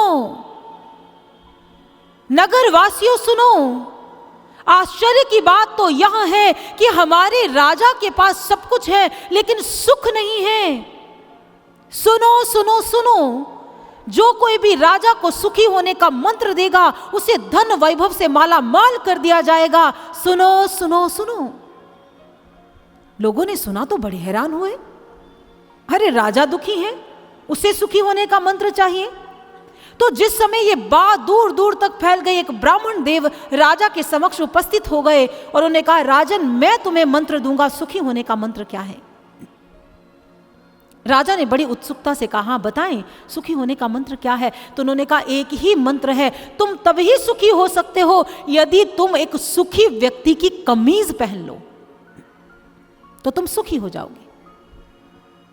जिस समय राजा ने सुना तो उसने कहा, इसमें कौन सी बड़ी बात है, मेरे राज्य में सुखी लोगों की कमी है। उन्होंने अपने मंत्रियों की ओर देखा, कहा लाओ कमीज लाओ। तो मंत्रियों के नेत्र झुक गए। तो राजा ने प्रश्न किया, क्या तुम सुखी नहीं हो? तुम्हारे दुख का कारण क्या है? तो मंत्रियों ने कहा, जिसे कुछ पाने की अभिलाषा हो और छिन जाने का भय हो वो सुखी हो ही नहीं सकता है, क्योंकि हम पाना चाहते हैं और पाना चाहते हैं, इसलिए हम सुखी नहीं। तो उस राजा ने ब्राह्मण देव को देखा, अरे भाई तुम मंत्र दे रहे हो, तुम तो सुखी ही होगे, तुम ही दे दो अपनी कमीज। तो उसने कहा, नहीं, मेरे मन में भी कहीं ना कहीं कुछ पाने और कुछ खोने का भय है, सुखी तो मैं भी नहीं हूं। तो महाराज ने कहा, इसमें चिंता की क्या बात है, अभी बहुत बड़ा राज्य है मेरा, जाओ किसी उद्योगपति के पास जाओ और कमीज लेकर आओ, मुझे सुखी होना है। तो कुछ मंत्री और सैनिक चल पड़े, एक उद्योगपति के पास गए और जाकर कहने लगे, आप इस नगर के बहुत बड़े उद्योगपति हैं, आपके पास सब कुछ है, क्या आप सुखी हैं? जिस समय उद्योगपति ने सुना उसने कहा, नहीं मैं सुखी तो मैं भी नहीं हूं। तो उन्होंने कहा, आपको क्या दुख है? उन्होंने कहा, जब तक मेरे घर का तेल हर दिए में नहीं डल जाता तब तक मैं सुखी कैसे रह सकता हूं? वो दुख मेरे अंदर लगा रहता है। वो मंत्री और सैनिक चल पड़े एक अभिनेता के पास। एक अभिनेता के पास जाकर कहने लगे, अरे भाई साहब आपकी कमीज चाहिए। उसने कहा, ले लो, वैसे भी मैं एक कमीज दूसरी बार नहीं पहनता, जाओ ले जाओ। उसने कहा, ऐसे नहीं चाहिए, पहले ये बताओ तुम सुखी हो? इतने लोग तुम्हें जानते हैं, इतनी शोहरत है, इतना तुम्हारा नाम है, तुम तो अवश्य सुखी होगे भाई। तो उसने कहा, सुखी तो मैं भी नहीं हूं, भले रोज एक दिन में 1000 कमीज बदलता हूं, सुखी मैं नहीं हूं। उसने कहा, आपके दुख का क्या कारण है? उसने कहा, दुख का कारण यह है कि नए अभिनेता आएंगे और मुझे लोग भूल जाएंगे, इस भूलने का भय है, मुझे भय लगा रहता है, मैं सुखी नहीं। सारी नगरी छान दी लेकिन कोई सुखी व्यक्ति नहीं मिला मंत्रियों को, उन सैनिकों को। और कहते हैं सुखी व्यक्ति ढूंढते ढूंढते ढूंढते ढूंढते मंत्री खुद दुखी हो गए बेचारे, और ढूंढते ढूंढते पहुंच गए कुएं के पास। कहने लगे, भाई सुखी व्यक्ति तो मिलने वाला नहीं, चलो 2 घूंट पानी पी लेते हैं, क्या जाता है। तो पानी पीने के लिए बैठ गए। सामने उन्होंने देखा एक फक्कर सा व्यक्ति बैठा हुआ था बैलगाड़ी के पास। तो जैसे हम स्वाभाविक कोई हमें दिख जाए तो हम क्या कहते हैं, कैसे हो भाई, ठीक हो, ऐसे पूछते हैं ना। तो वो बेचारे थके हुए थे, तो उन्होंने जिस समय सामने व्यक्ति को देखा, वो उन्हीं को देख रहा था, उन्होंने कहा, भाई कैसे हो? तो उसने कहा, मैं सुखी हूं।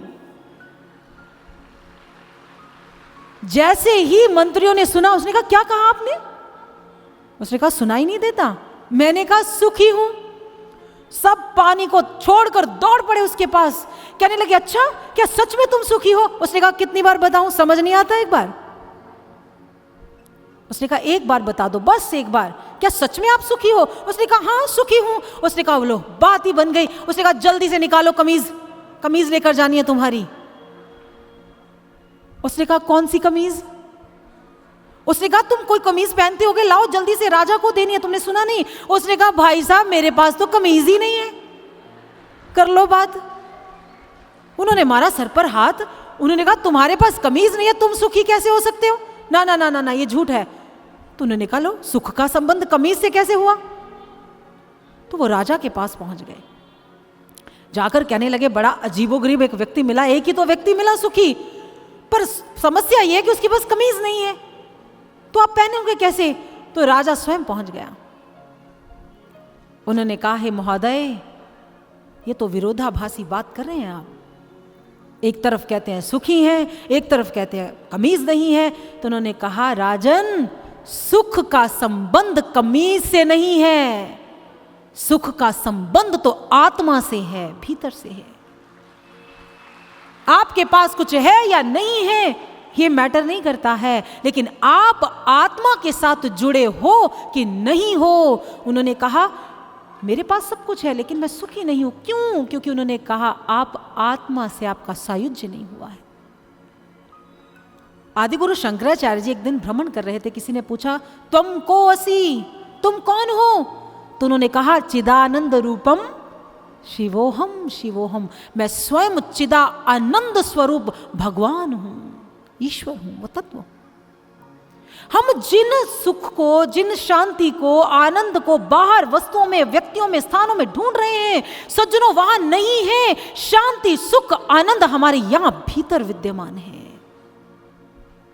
भीतर की यात्रा करनी होगी, आत्मा के साथ जुड़ना होगा।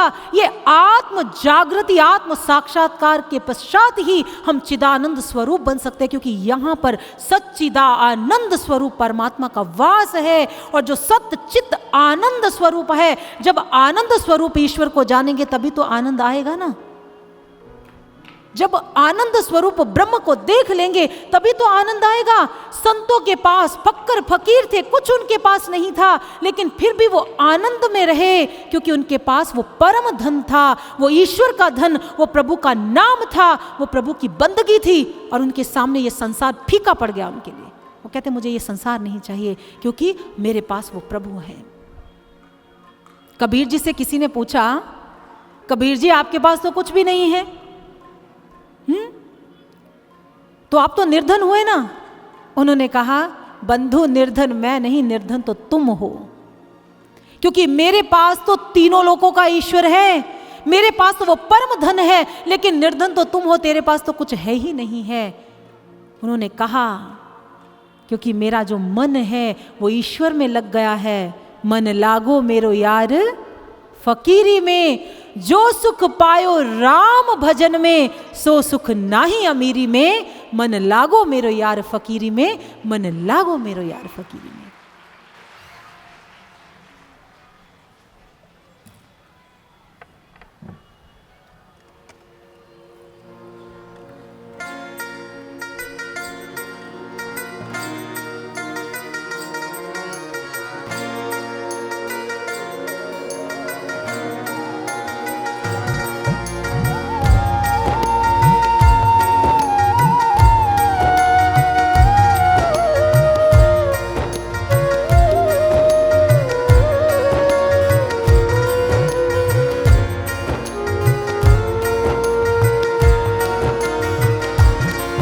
मन लागो मेरो यार फकीरी में, मन लागो मेरो यार फकीरी में। मन लागो मेरो यार फकीरी में, मन लागो मेरो यार फकीरी में।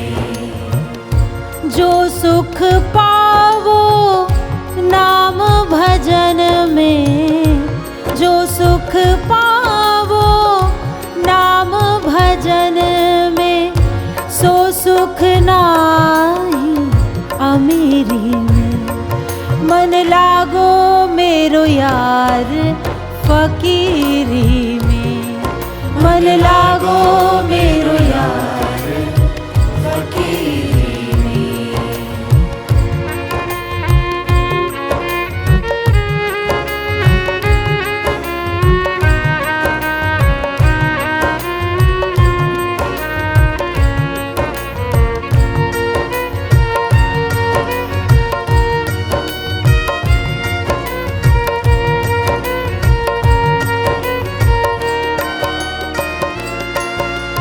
भला बुरा सबकी सुन ली, जो कर गुजरान गरीबी में, गुजरान गरीबी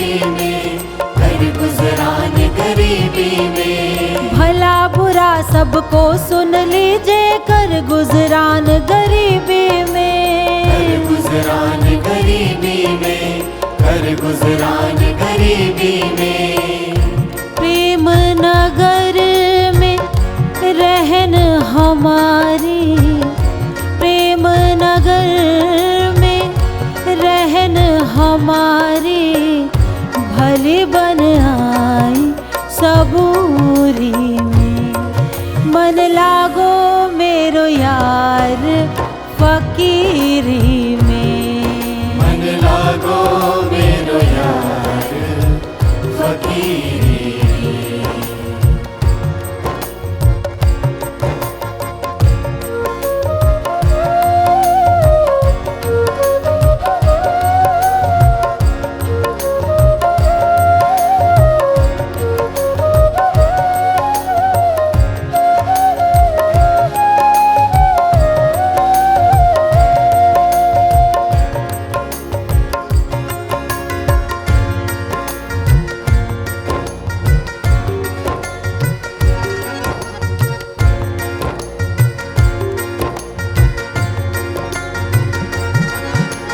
हाथ में कुंडी बगल में सोटा, चारों दिशा जगीरी में, चारों दिशा जगीरी में, चारों दिशा जगीरी में। आखिर यह तन खाक मिलेगा कहाँ फिरत मगरूरी में, कहाँ फिरत मगरूरी में, कहाँ फिरत मगरूरी में।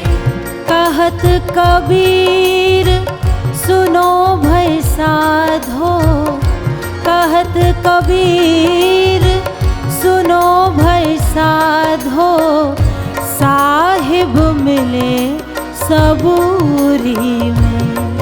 मन लागो मेरो यार फकीरी में, मन लागो मेरो यार फकीरी।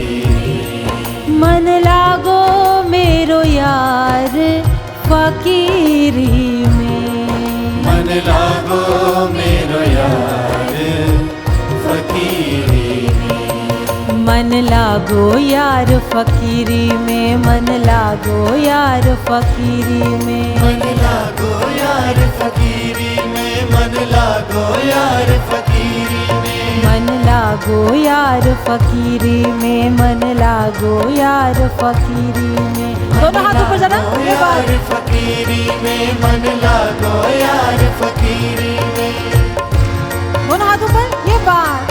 मन लागो यार फकीरी में, मन लागो यार फकीरी में। मन लागो यार फकीरी में, मन लागो यार फकीरी में। मन लागो यार फकीरी में, मन लागो यार फकीरी में। मन लागो यार फकीरी में, मन लागो यार फकीरी में। मन लागो यार फकीरी में, मन लागो यार फकीरी में। मन लागो यार फकीरी में, मन लागो यार फकीरी में। मन लागो यार फकीरी में, मन लागो यार फकीरी में।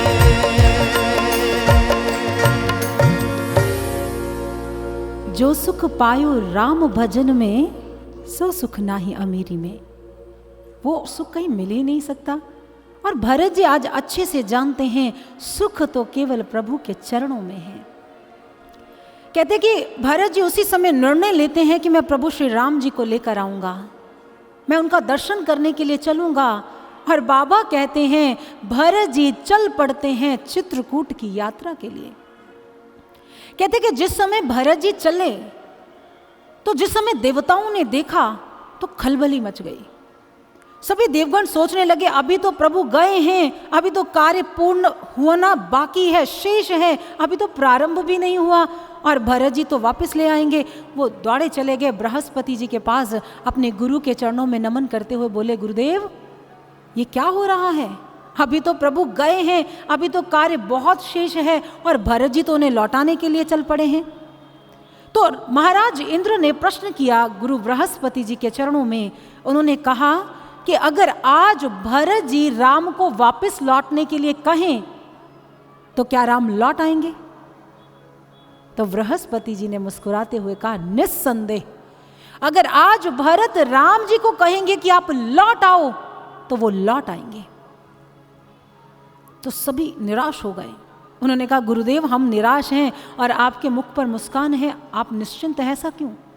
तो उन्होंने कहा, आपने प्रश्न ही गलत किया है। आपने ये प्रश्न किया कि भरत लौटने के लिए कहेंगे कि नहीं। प्रश्न ये है कि भरत ऐसा कह ही नहीं सकते, भरत ऐसा सोच ही नहीं सकते, आपका प्रश्न ही अनुचित है। उन्होंने कहा, भरत जी तो राम की परछाई है। आपने कैसे सोच लिया? भरत वही कहेंगे, भरत वही करेंगे, भरत वही सोचेंगे जो प्रभु श्री राम कहेंगे। गोस्वामी तुलसीदास जी ने कहा, भरत जी राम जी की परछाई हैं। मुझे लगता भरत जी की इससे अच्छी व्याख्या और कोई हो ही नहीं सकती, क्योंकि गोस्वामी तुलसीदास जी कहते हैं कि परछाई का अपना मन नहीं होता है, अपना मत नहीं होता है, अपना विचार नहीं होता है। ठीक इसी प्रकार से भरत जी जो प्रभु चाहेंगे, जो प्रभु कहेंगे वो वही कहेंगे, वही करेंगे। और इधर चलते जा रहे हैं, उधर प्रभु श्री राम अंतर्यामी है, वो जानते हैं कि मेरा भरत आ रहा है, वो जानते हैं। और कहते उसी समय वो माँ पृथ्वी के चरणों में निवेदन करते हुए दोनों हाथ जोड़कर कहते हैं, माँ मेरा भरत आ रहा है, पथ को निष्कंटक कर दो, जितने भी कांटे हैं, कंकर पत्थर हैं, सब साफ कर दो, क्योंकि मेरा भरत आ रहा है। तो माँ पृथ्वी आश्चर्यचकित हो गई, कहने लगे, प्रभु इसी पथ से तो आप भी गुजर कर गए हैं, तब तो आपने मुझे नहीं कहा कि पथ निष्कंटक कर दो। तो उस समय प्रभु कहते हैं, यदि भरत के पाँव में एक भी कांटा चुभ गया तो वो भरत के पाँव में नहीं, उसके हृदय में चुभ जाएगा, और अगर उसका हृदय द्रवित हुआ, दुखी हुआ, तो वो उसका नहीं, मेरा होगा। इसलिए मार्ग साफ कर दो, मेरा भरत आ रहा है। और इधर भरत जी चलते जा रहे हैं, रथ पर आरूढ़ हैं। मार्ग में निषाद राज गुह से मिले तो उन्हें पता चला प्रभु तो नंगे पांव चलते जा रहे हैं इस पथ पर, तो रथ को त्याग दिया। कहने लगे, मैं तो उनका सेवक हूं, मुझे तो सर के बल जाना चाहिए। उसी समय अपनी पादुकाओं को अपरित्याग किया, नंगे पांव प्रभु को मिलने के लिए, प्रभु को देखने के लिए उद्विग्न हो उठे और दौड़े चले जा रहे हैं प्रभु से मिलने के लिए, दौड़े चले जा रहे कि प्रभु मिल जाएं, एक झलक उनकी मैं देख लूं, मेरा जीवन संवर जाएगा।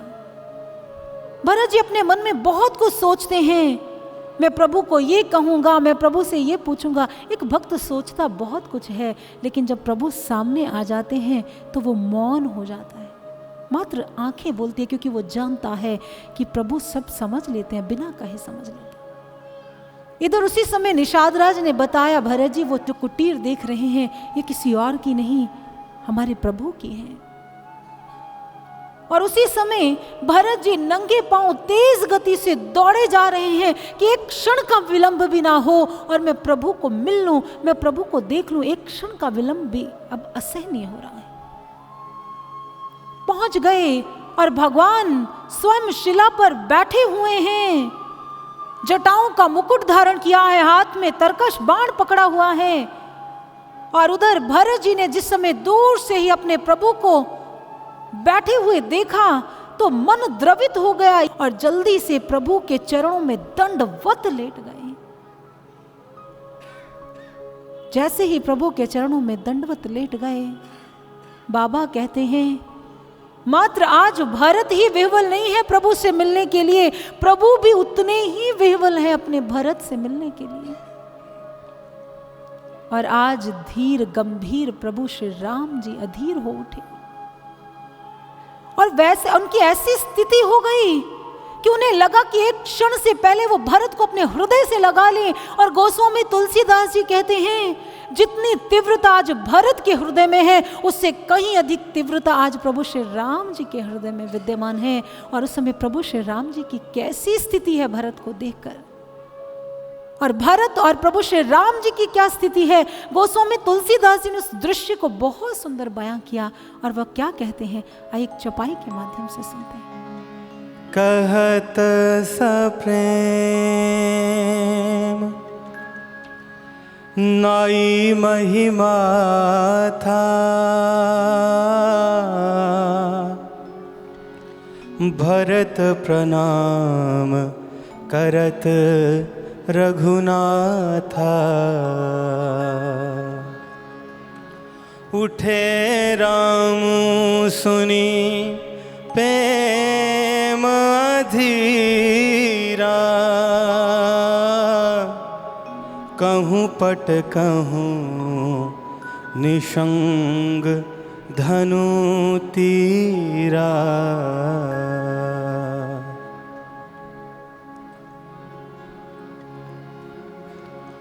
आज गोस्वामी तुलसीदास जी कहते हैं, प्रभु श्री राम जी का धनुष कहाँ है? तीर कहीं है और दौड़े गए और जल्दी से तेज कदमों से भरत को अपने हृदय से लगा लिया। भगवान कभी भी अपने भक्त को धूल धूसरित नहीं होने देते। कहने लगे, भरत तुम्हारा स्थान जमीन पर नहीं है, तुम्हारा स्थान तो मेरे हृदय में है। भरत ने कसकर प्रभु को पकड़ लिया। प्रभु आप कहाँ चले गए थे? आप इस नादान भरत को छोड़कर कहाँ चले गए? आप तो जानते हैं मैं नादान हूं, ये कैसा खेल खेल दिया प्रभु। बचपन में आप मेरे साथ खेल खेला करते थे और मुझे विपक्ष दल में शामिल कर देते थे, लेकिन तब आप मुझे दिखाई तो देते थे, लेकिन ये कैसा अद्भुत खेल है कि मैं आपको देख भी नहीं पा रहा हूं। ये कैसा खेल खेल रहे हैं प्रभु? मैं इस खेल को नहीं खेल सकता प्रभु, मैं इस खेल को खेलने योग्य नहीं हूं। जिस समय प्रभु श्री राम जी ने सुना, कहने लगे, भरत ये खेल खिलाड़ी बनकर नहीं, एक योद्धा बनकर खेलना पड़ेगा। और कौन कहता है कि खेल को खेलने के लिए मात्र दैहिक रूप से, शारीरिक रूप से ही प्रत्यक्ष होना पड़ता है? प्रेम तो इससे परे का विषय है, और जिसमें प्रेम होता है वो हर क्षण अपने प्रेमी को अनुभव करता है, हर क्षण अपने पास अनुभूति करता है। तो भरत जी ने कहा, मैं इतना बड़ा दार्शनिक नहीं हूँ, मैं इतना बड़ा भक्त नहीं हूँ जो आपकी बड़ी बड़ी बातें मुझे समझ में आ जाएं। मैं इतना जानता हूँ कि मेरे प्राण आप में हैं, आप हैं तो मेरा जीवन है, आप नहीं तो मेरा जीवन नहीं। आज भरत जी अपनी विह्वलता को व्यक्त कर रहे हैं और संपूर्ण जितने भी वहां पर लोग विद्यमान हैं, सबके नेत्रों में अश्रुधारा प्रवाहित हो गई। कहते, एक बार महारानी सुनैना ने महाराज जनक जी से एक प्रश्न किया। उन्होंने कहा, भरत के भीतर में कितना अथाह प्रेम है, आप मुझे भरत के प्रेम के विषय में बताएं, मैं भरत के प्रेम के विषय में सुनना चाहती हूं। महाराज जनक कहने लगे, यूं तो मैं विद्वान हूं, मैंने ना जाने कितने शास्त्रों को कंठस्थ किया है, लेकिन मुझ में भी इतना साहस नहीं है कि मैं अपने मुख से, अपने शब्दों से भरत के प्रेम को व्यक्त कर सकूं, क्योंकि भरत के प्रेम को व्यक्त करना असंभव कार्य है। तो रानी सुनैना ने प्रश्न किया, कोई तो होगा जो भरत के प्रेम को अच्छे से जानता भी हो, समझता भी हो। तो उन्होंने कहा, जानते हैं ना, राम जानते हैं भरत के प्रेम को। तो महारानी सुनैना ने कहा, तो ठीक है, मैं फिर राम से ही पूछ लेती हूं कि भरत के भीतर में कितना प्रेम है। तो महाराज जनक जी ने रोक दिया। उन्होंने कहा, जानहि राम पर सके न बखानी। राम जानते हैं भरत के भीतर में कितना प्रेम है, लेकिन वो भी उनके प्रेम की व्याख्या नहीं कर सकते हैं। इतना गहरे हैं भरत जी, इतना गहरा प्रेम है भरत जी का। सारा वृत्तांत सुनाया। पिता चले गए हैं, अंत्येष्टि की, संस्कार पूर्ण किए, नियमों का पालन किया, सभा सज्ज हो गई और उस सभा के बीचों बीच भरत विद्यमान हैं। कहने लगे, प्रभु एक तरफ प्रेम की बातें करते हो और दूसरी तरफ प्रेम का मोल भी नहीं आंकते। तो प्रभु श्री राम जी ने कहा, भरत प्रेम किया है तो बिन मोल बिक जाओ, प्रेम किया है तो मात्र अपनी अभिलाषा मत लेकर आओ, अपने स्वामी की अभिलाषा में तुष्ट हो जाओ। भरत जी ना जाने अपने मन में कितनी बातों को लेकर आए थे, कितना कुछ प्रभु को कहना चाहते थे, लेकिन वो प्रभु को कह नहीं पाए। और प्रभु ने कहा अभी मेरा उत्तरदायित्व निभाना शेष है, अभी बहुत सारे कर्तव्यों का निर्वाह करना है। भरत तुम्हें लौटना होगा। मैं पिता की आज्ञा का पालन कर वन में रहूंगा और तुम्हें अयोध्या में रहना पड़ेगा, राजसी कार्यों को संभालना पड़ेगा, सत्ता पर आरूढ़ होना होगा। तो भरत जी ने चरण पकड़ लिए, प्रभु मैं तो योग्य ही नहीं हूं। तो प्रभु ने कहा तुम्हें जाना तो पड़ेगा, लौटना पड़ेगा।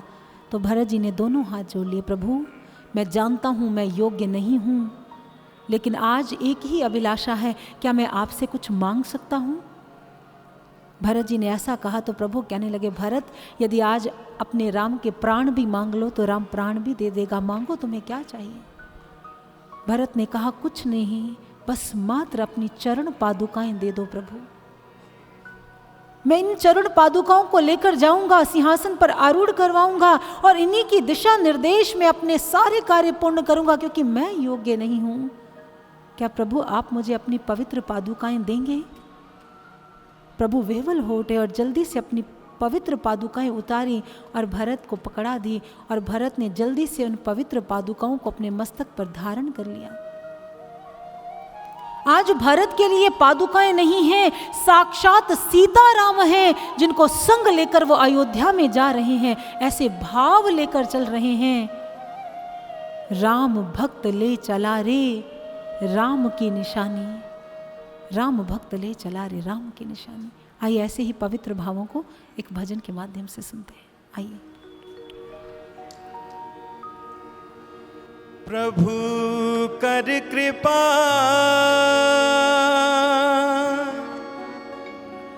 पावरी दीन्ही, सादर भरत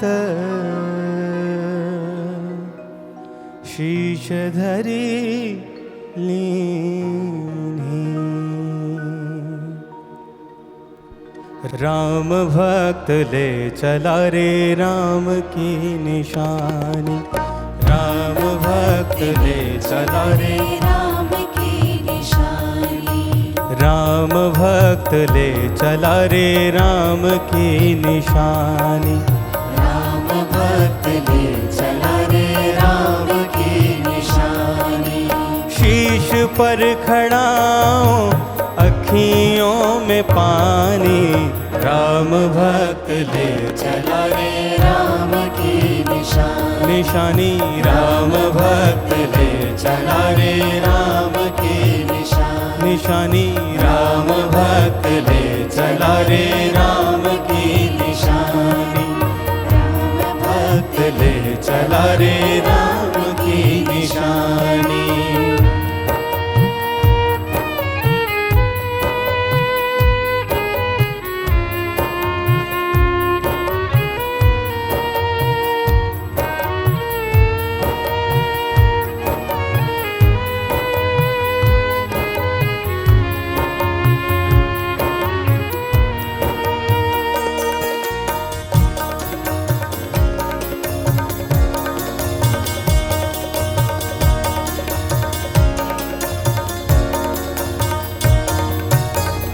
शीश खड़ाओ ले चला ऐसे, राम सिया जी संग हो जैसे।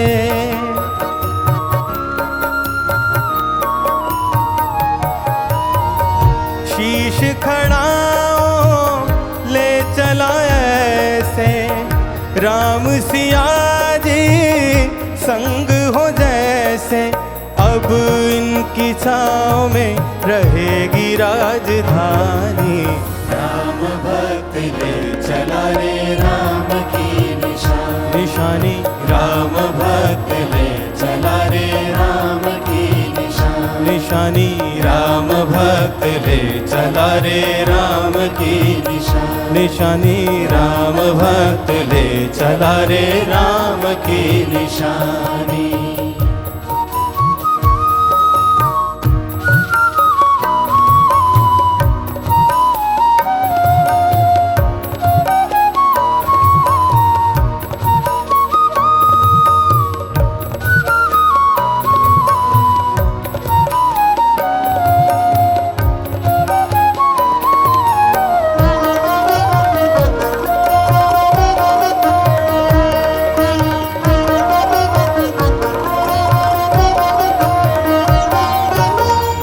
पल छिन लागे सदियों जैसे, 14 वर्ष कटेंगे कैसे, जाने समय क्या खेल रचेगा, कौन मरेगा कौन बचेगा, कब्र मिलन के फूल खिलेंगे, नदिया के 2 फूल मिलेंगे, जी करता है यहीं बस जाएं, हिल मिल 14 वर्ष बिताएं, राम बिन कठिन है एक घड़ी बितानी, राम भक्त ले चला रे राम की निशानी, राम भक्त ले चला रे राम की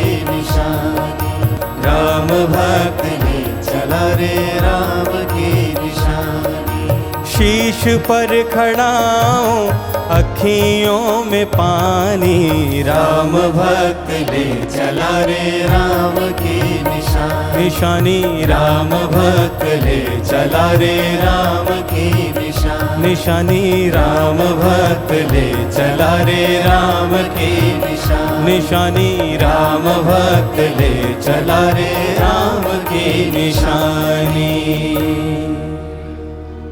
भरत जी आज प्रभु श्री राम की पादुकाओं को लेकर चल पड़ते हैं अयोध्या की पवित्र भूमि की ओर। बाबा कहते हैं कि प्रभु श्री राम जी ने ऐसा मथा, ऐसा मंथन किया कि भरत जी के व्यक्तित्व को समाज के समक्ष रख दिया और तीनों लोकों में पूजनीय बना दिया, तीनों लोकों में पूजनीय।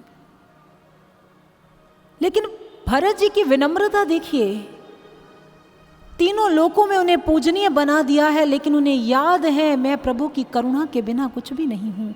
प्रभु की करुणा है तो सब कुछ है, अगर प्रभु की करुणा नहीं तो मेरा कोई अस्तित्व ही नहीं है। और गोस्वामी तुलसीदास जी बड़ी सुंदर एक बात कहते हैं।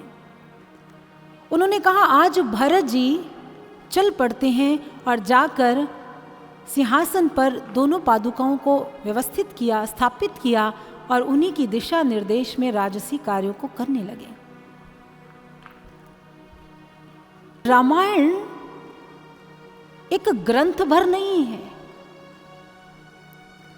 रामायण मात्र श्लोकों का सम्मिश्रण भर नहीं है जिन्हें पढ़ा, उच्चारण किया, गाया और थोड़ी देर मस्त हुए और उसके बाद फिर चले गए। रामायण वास्तव में हमें जीवन जीने का सूत्र प्रदान करने वाली रामायण है। सीखा क्या? चलिए थोड़ा सा विचार करते हैं, आज का ये प्रसंग जो है वो हमें क्या समझाना चाहता है, क्या सिखाना चाहता है। यदि हम संपूर्ण प्रसंग को एक पंक्ति में कहना चाहें, हम देखें प्रभु श्री राम जी ने अपना सब कुछ, सारी संपत्ति, पद भरत के लिए त्याग दिया और भरत जी ने सब कुछ प्रभु श्री राम जी के लिए त्याग दिया। राम चाहते हैं भरत बैठ जाए, भरत चाहते हैं राम बैठ जाए।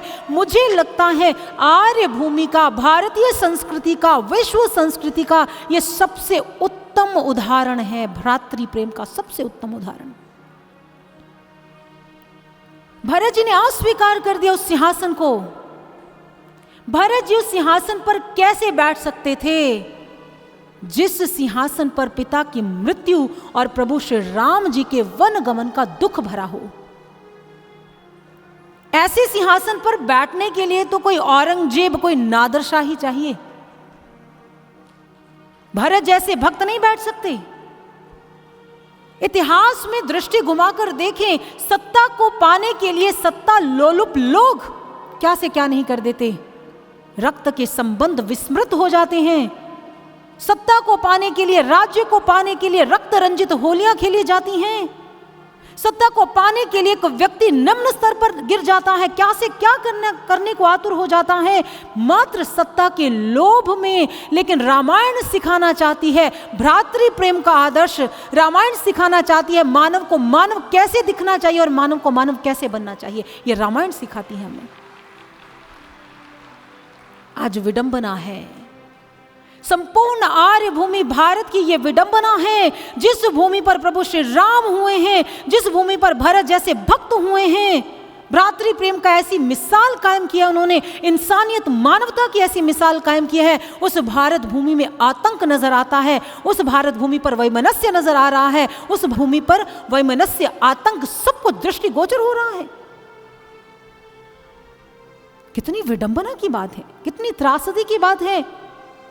आज हम अंधी दौड़ में दौड़ रहे हैं और एक मानव दानवता की खाइयों में इतना गिर चुका है कि मानवीय मूल्यों को, मानवीय मर्यादाओं को, मानवीय आदर्शों को भूल चुका है। उसने तिलांजलि दे दी है और आज एक व्यक्ति अपने स्वार्थों की पूर्ति के लिए स्व पर केंद्रित होकर रक्त रंजित होलियां खेलने में भी पीछे नहीं हटता है, अपनों को मारने में भी पीछे नहीं हटता है।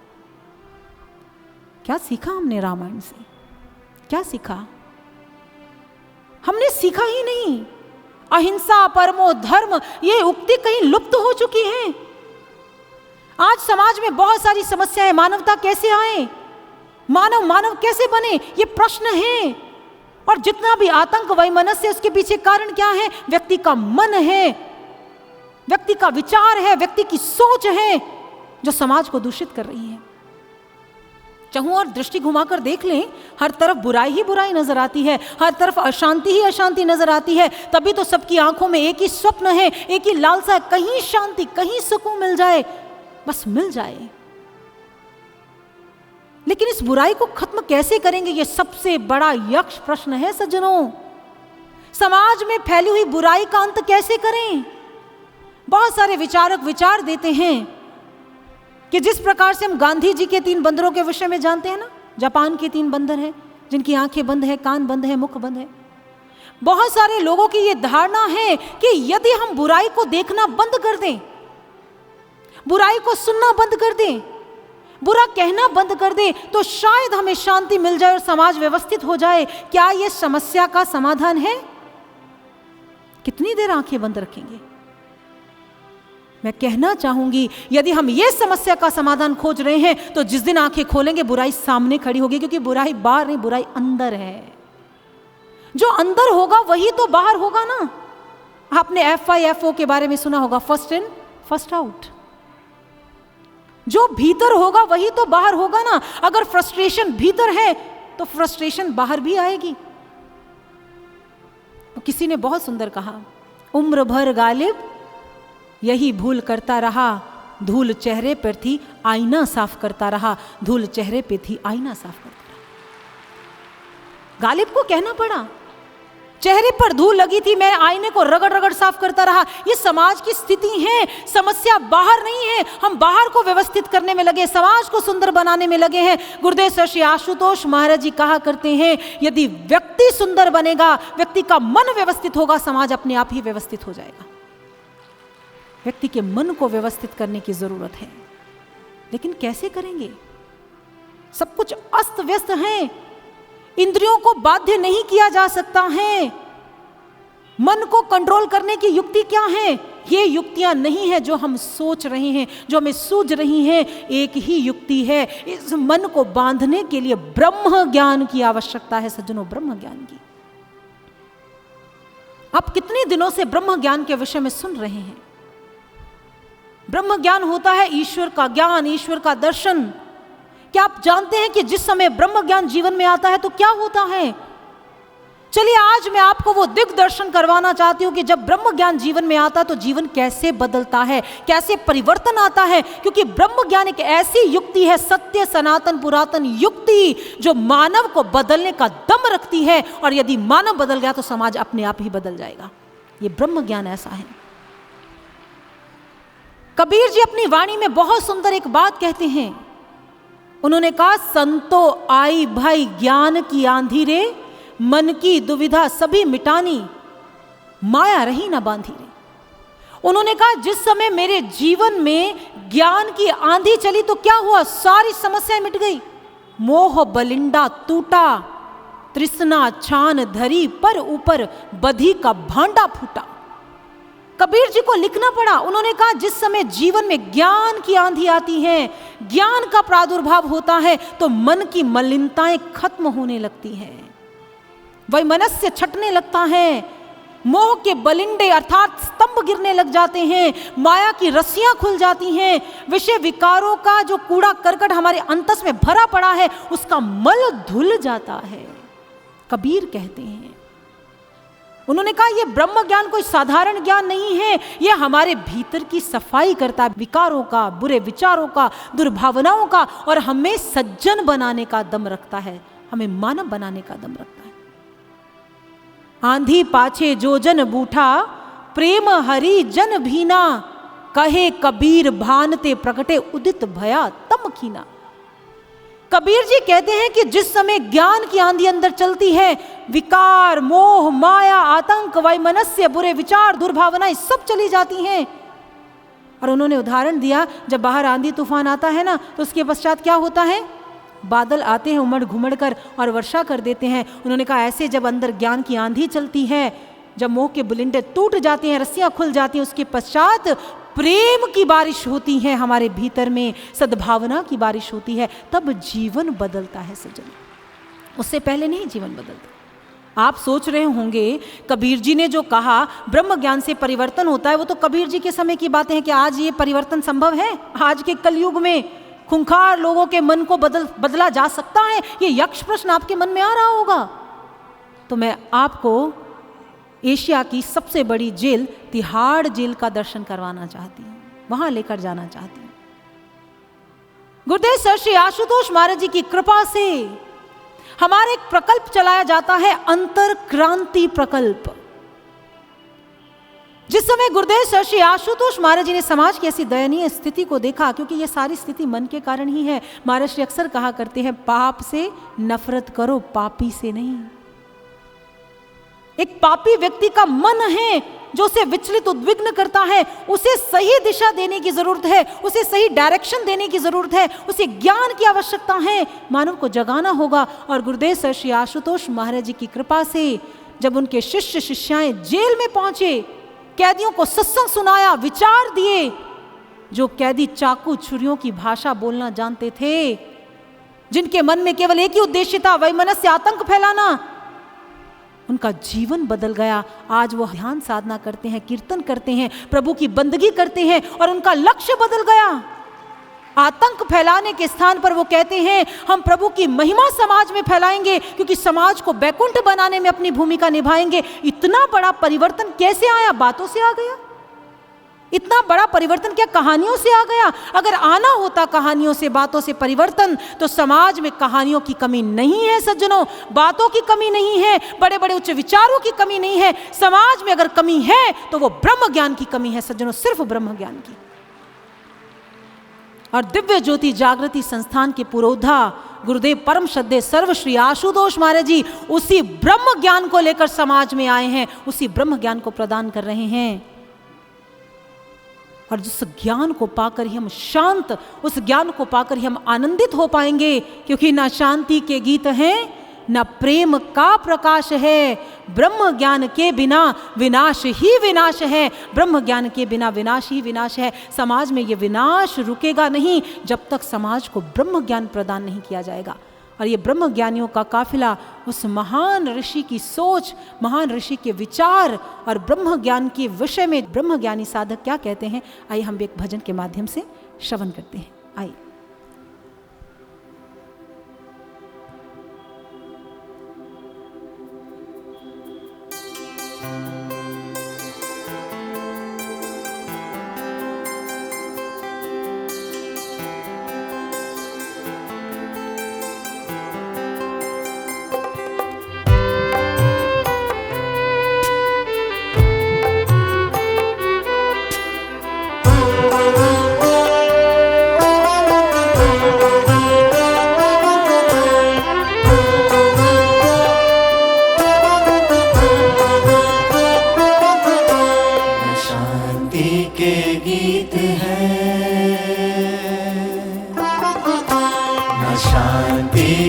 गीत है न प्रेम का प्रकाश है, न शांति के गीत है न प्रेम का प्रकाश है।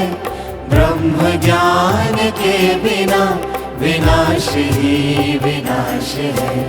ब्रह्म ज्ञान के बिना विनाश ही विनाश है। न शांति के गीत है, न प्रेम का प्रकाश है। ब्रह्म ज्ञान के बिना विनाश ही विनाश है। ब्रह्म ज्ञान के बिना विनाश ही विनाश है। न शांति के गीत है।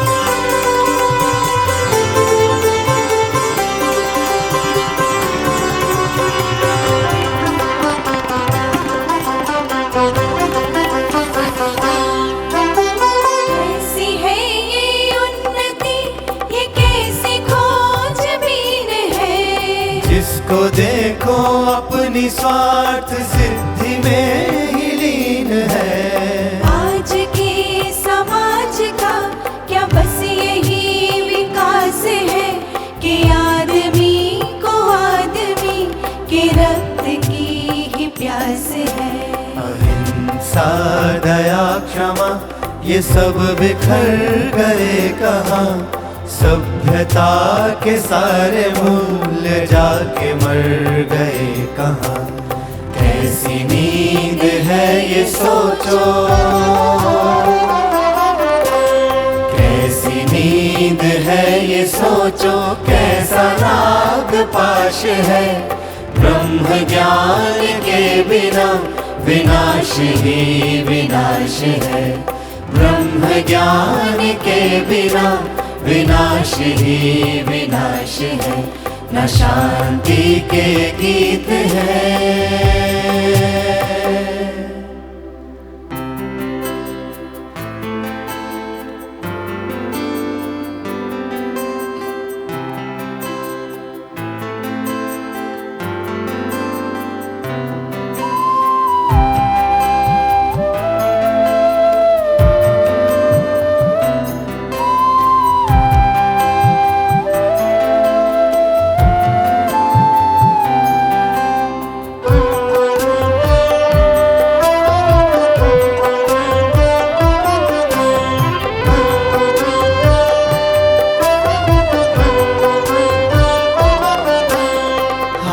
से मनुष्य इस तरह बेहाल बन गया।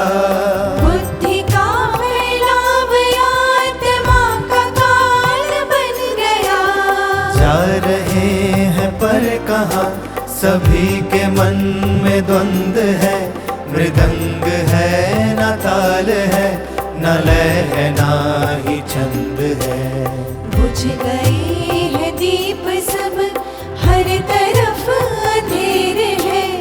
नाचते हैं जिस पे हम, बारूद का वो ढेर है।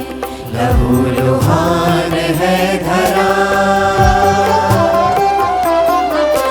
लहू लुहान है धरा कि जैसे जिंदा लाश है। ब्रह्म ज्ञान के बिना विनाश ही विनाश है। ब्रह्म ज्ञान के बिना विनाश ही विनाश है।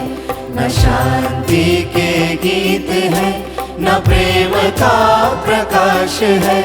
न शांति के गीत है, न प्रेम का प्रकाश है। ब्रह्म ज्ञान के बिना विनाश ही विनाश है। ब्रह्म ज्ञान के बिना विनाश ही विनाश है।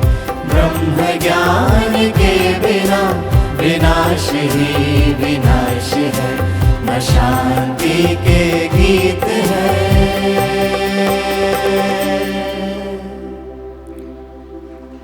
ब्रह्म ज्ञान के बिना विनाश ही विनाश है।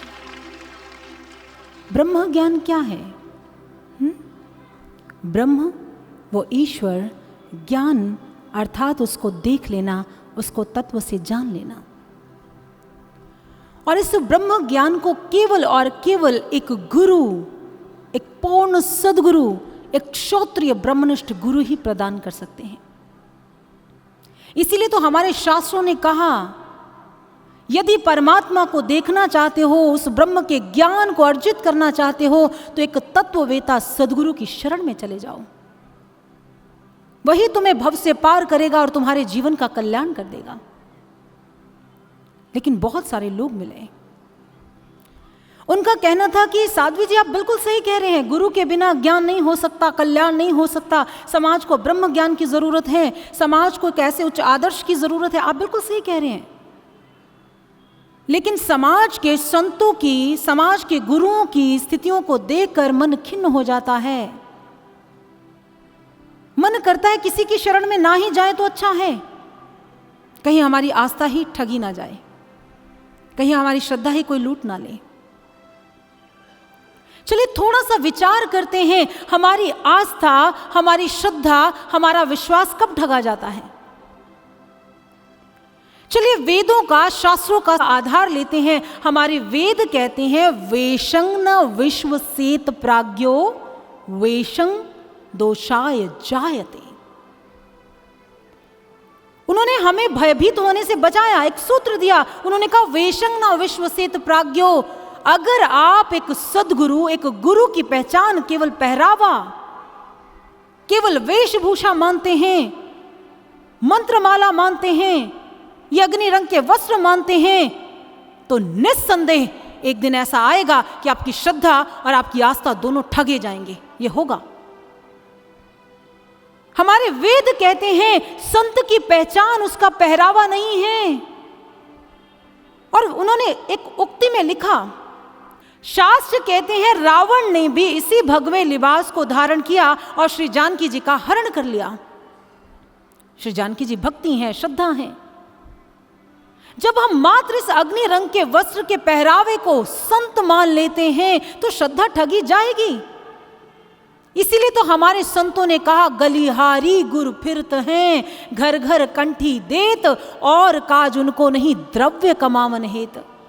कन फूका इस जगत में राम मिलावन और सो सतगुरु को जानिए मुक्ति दिखावन ठौर। हमारे महापुरुष कहते हैं गलिहारी गुर फिरत हैं। जो बात हम कह रहे हैं ना, गली गली में है, हम किसके पास जाएं, ये बात तो पहले ही उन्होंने कह दी।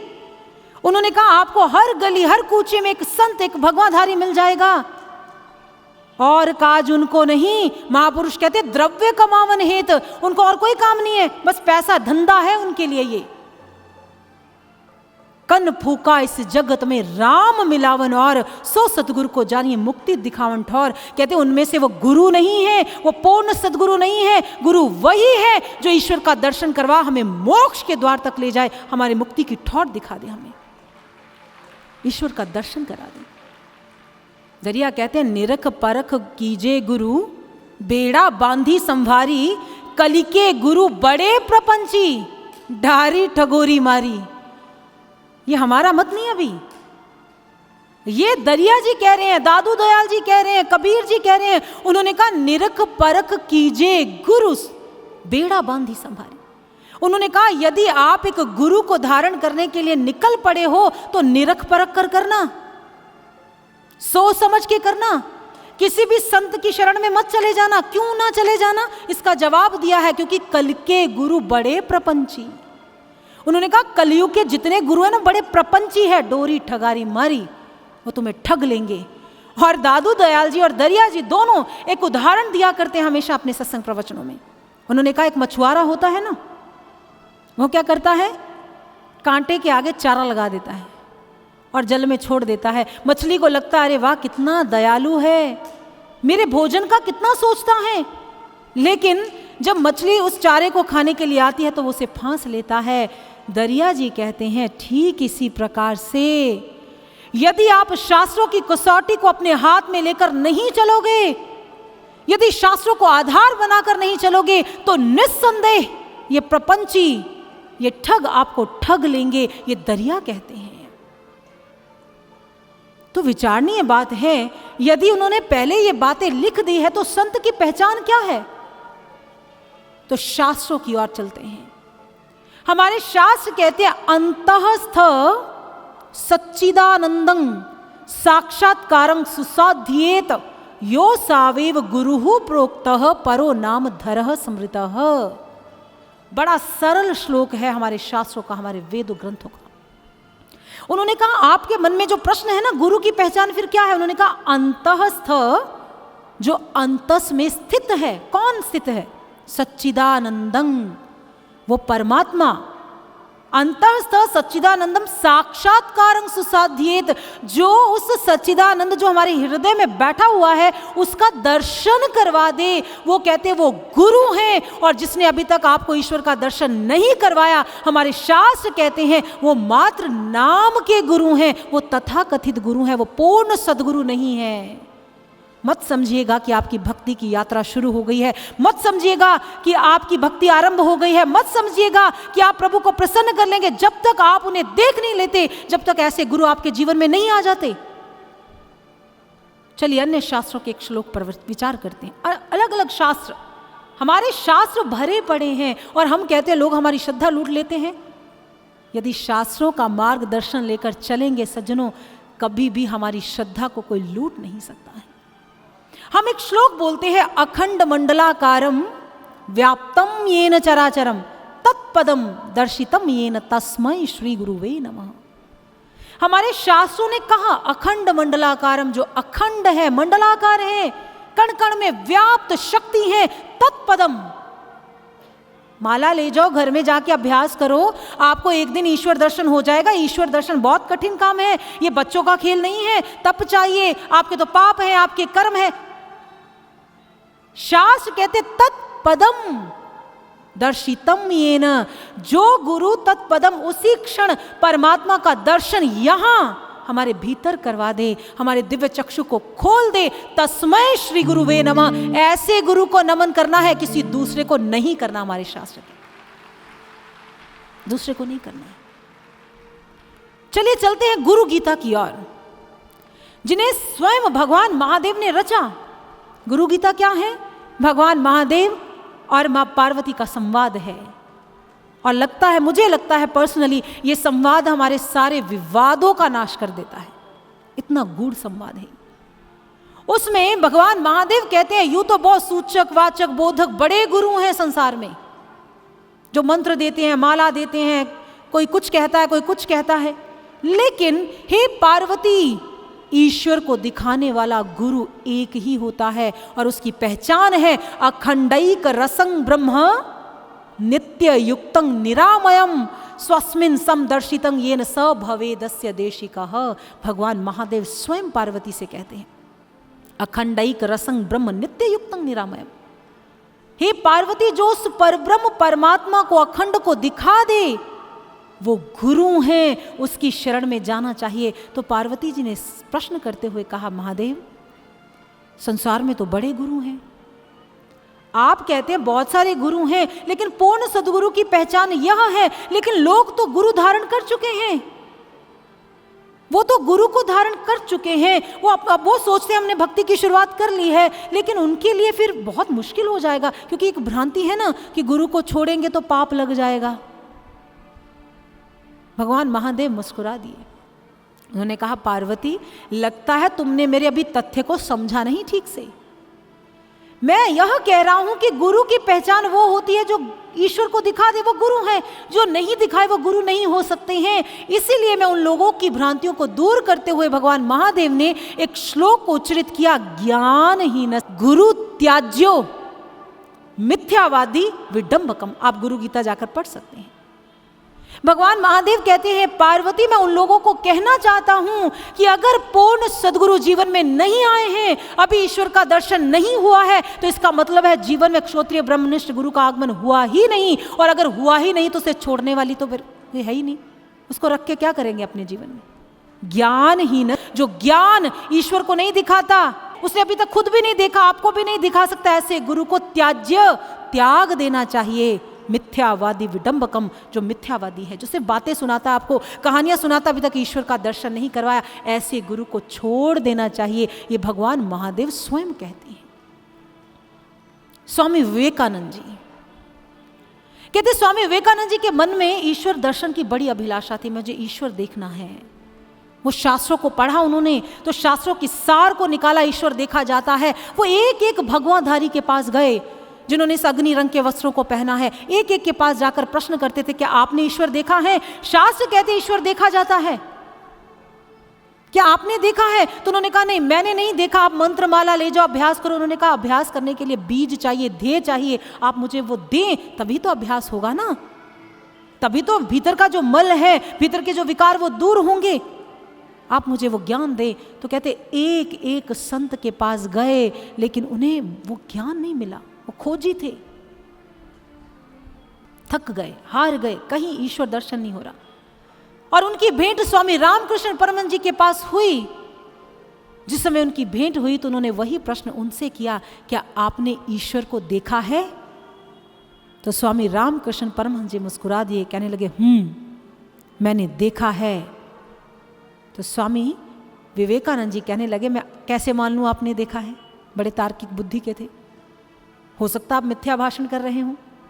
उन्होंने कहा मैं ऐसे मनवाना भी नहीं चाहता, मैंने देखा है। अब मेरा प्रश्न है, क्या तुम देखना चाहते हो? तो नरेंद्र ने कहा मैं तो खोजी हूं, मैं ईश्वर दर्शन का अभिलाषी हूं, मुझे देखना है। तो स्वामी रामकृष्ण परमहंस जी ने वो ब्रह्म ज्ञान दिया, वो दिव्य चक्षु खोल दिया, तो जीवन बदल गया। नरेंद्र से स्वामी विवेकानंद बन गए। आज हम उन्हें याद करते हैं, नमन करते हैं। अगर स्वामी विवेकानंद जी ये सोच लेते, नरेंद्र सोच लेता, अब तो मैं एक भगवानधारी को गुरु धारण कर चुका हूं, एक बार इनसे प्रश्न उत्तर हो चुके हैं, इन्होंने मुझे मंत्रमाला दे दिया है, अब मैं आगे जाऊंगा तो मुझे पाप लगेगा। उन्होंने कहा मैं ऐसे पाप में विश्वास नहीं करता हूं, वो अध्यात्म ज्ञान है, जिस दिन वो मुझे मिल गया तो मैं अपना उत्थान, अपना कल्याण कर लूंगा। मुझे वो ज्ञान चाहिए, वो रुके नहीं।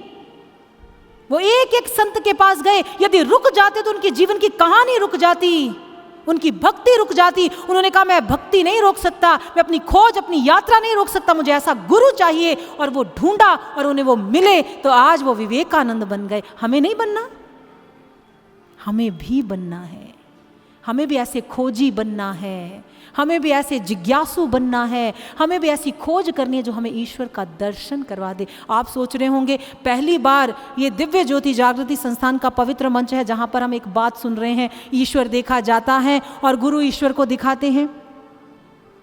बहुत सारे लोग कहते हैं ये तो बड़ी अलग सी बात कह दी, हमारा तो मन इनके बात से मैच ही नहीं करता, मेल ही नहीं खाता है, ये कुछ और कहते हैं, हम कुछ और सुनते आ रहे हैं। तो मैं आपको एक कबीर जी के जीवन की एक घटना सुनाना चाहती हूँ, छोटी सी है। कहते कबीर जी के पास एक सर्वजीत नाम का व्यक्ति पहुंच गया, बड़ा विद्वान था, प्रकांड विद्वान, शास्त्रों का ज्ञाता।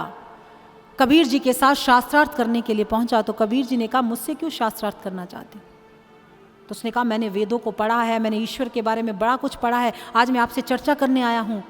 तो उन्होंने कहा आप जितनी भी मर्जी चर्चा कर लीजिए, जितना मर्जी सुना लीजिए, जितना मर्जी सुन लीजिए, लेकिन आपकी धारणा, मेरी धारणा, आपका मत, मेरा मत, दोनों अलग ही रहेंगे, चाहे आप कितना लंबे समय शास्त्रार्थ कर लें। तो उसने कहा क्यों, ऐसा क्यों? उन्होंने कहा क्योंकि तू कहता है कागद लेखी, मैं कहता हूं आंखन देखी, तेरा मेरा मनवा कैसे एक होए रे।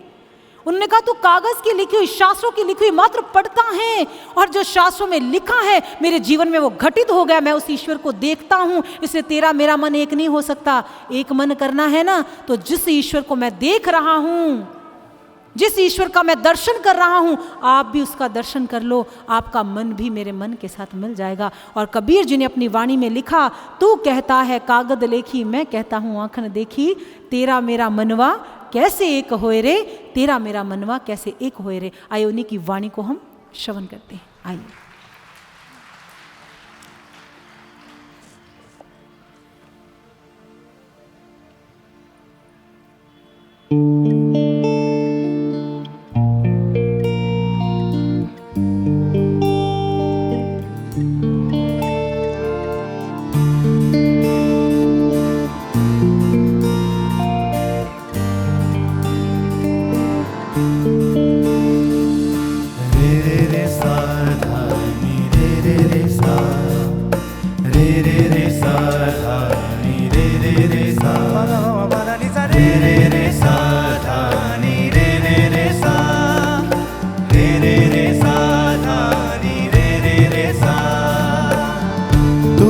कहता कागज की लेखी,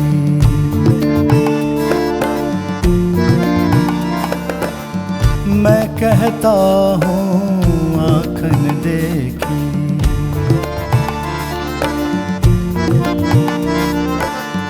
तू कहता कागज की लेखी, मैं कहता हूँ आँखन देखी। मैं कहता सुलझावन हारी, मैं कहता सुलझावन हारी, तू राखे उलझाए रे।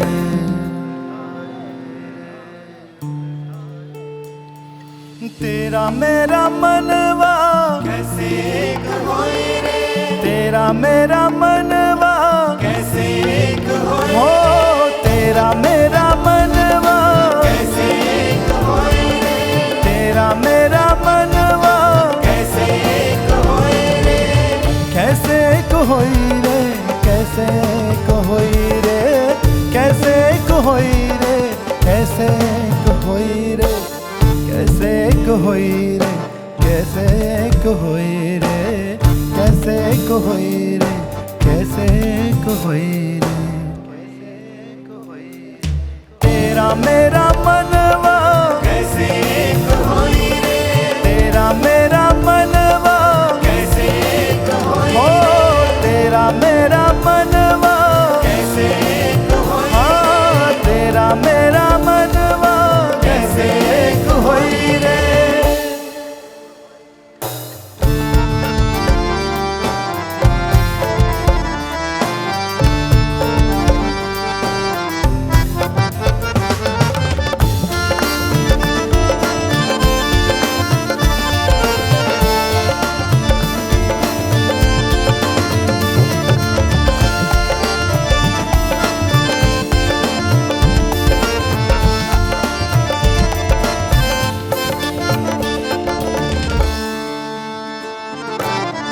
मैं कहता हूँ जागत रही हो, तू जाता है सोए रे।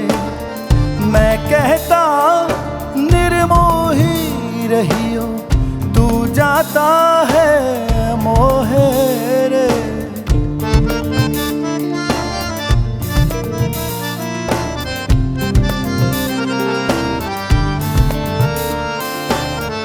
मैं कहता हूँ जागत रही हो, तू जाता है सोए रे।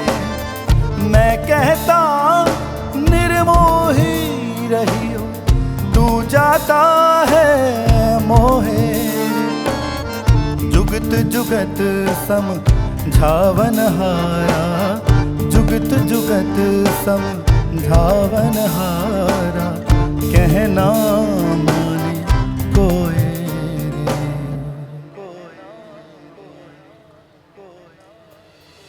तेरा मेरा मनवा कैसे एक होए रे, तेरा मेरा मनवा कैसे एक होए, हो तेरा मेरा मनवा कैसे एक होए रे, तेरा मेरा मनवा कैसे एक होई रे।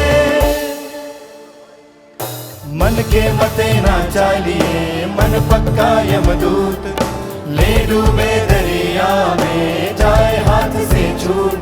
ओ पोथी पढ़ पढ़ जगमुआ, पंडित बयाना कोय, भाई आखिर प्रेम का पढ़े सो पंडित होए। ओ कबीरा कबीरा, ओ कबीरा कबीरा, कबीरा कबीरा ओ कबीरा कबीरा, ओ कबीरा कबीरा, ओ कबीरा कबीरा, कबीरा कबीरा ओ कबीरा कबीरा, ओ कबीरा कबीरा, ओ कबीरा कबीरा, ओ कबीरा।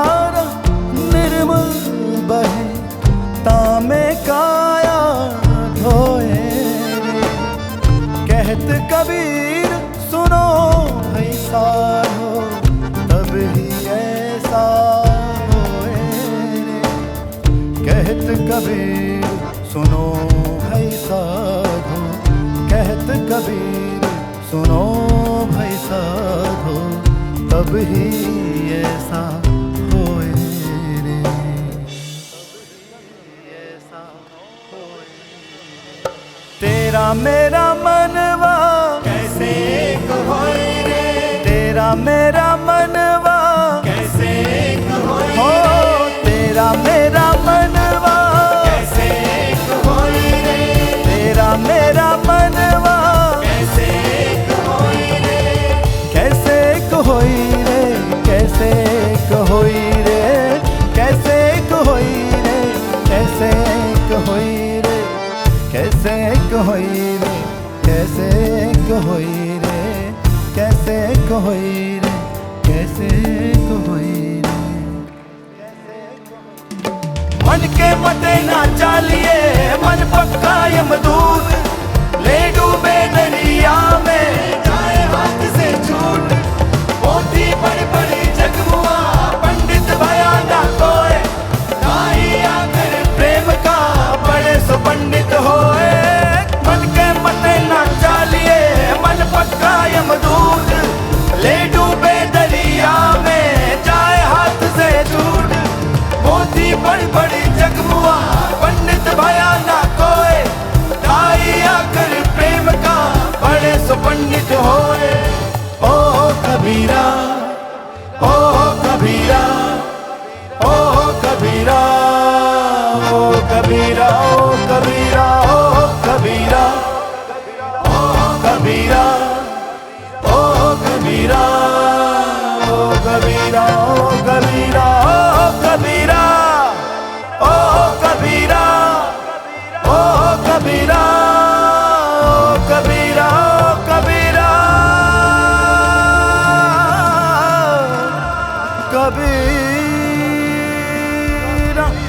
कबीरा, कबीरा,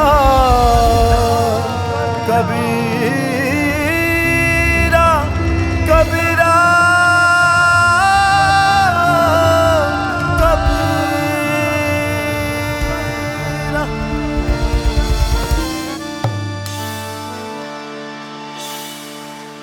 कबीर जी अपनी वाणी में बहुत सुंदर कहते हैं, तेरा मेरा मनवा कैसे एक होए रे। शास्त्रार्थ करने से तेरा और मेरा मन एक नहीं हो सकता। मन तभी एक होगा जो इस ईश्वर को मैं देख रहा हूँ, जब तुम भी देख लोगे तो तुम्हारा मत और मेरा मत एक हो जाएगा। यहाँ यदि आपके मन में विचार है कि हमारा मत और है तो इनका और है, ये कहते ईश्वर देखा जाता है, हम कहते ईश्वर को बस माना जाता है, तो एक युक्ति है।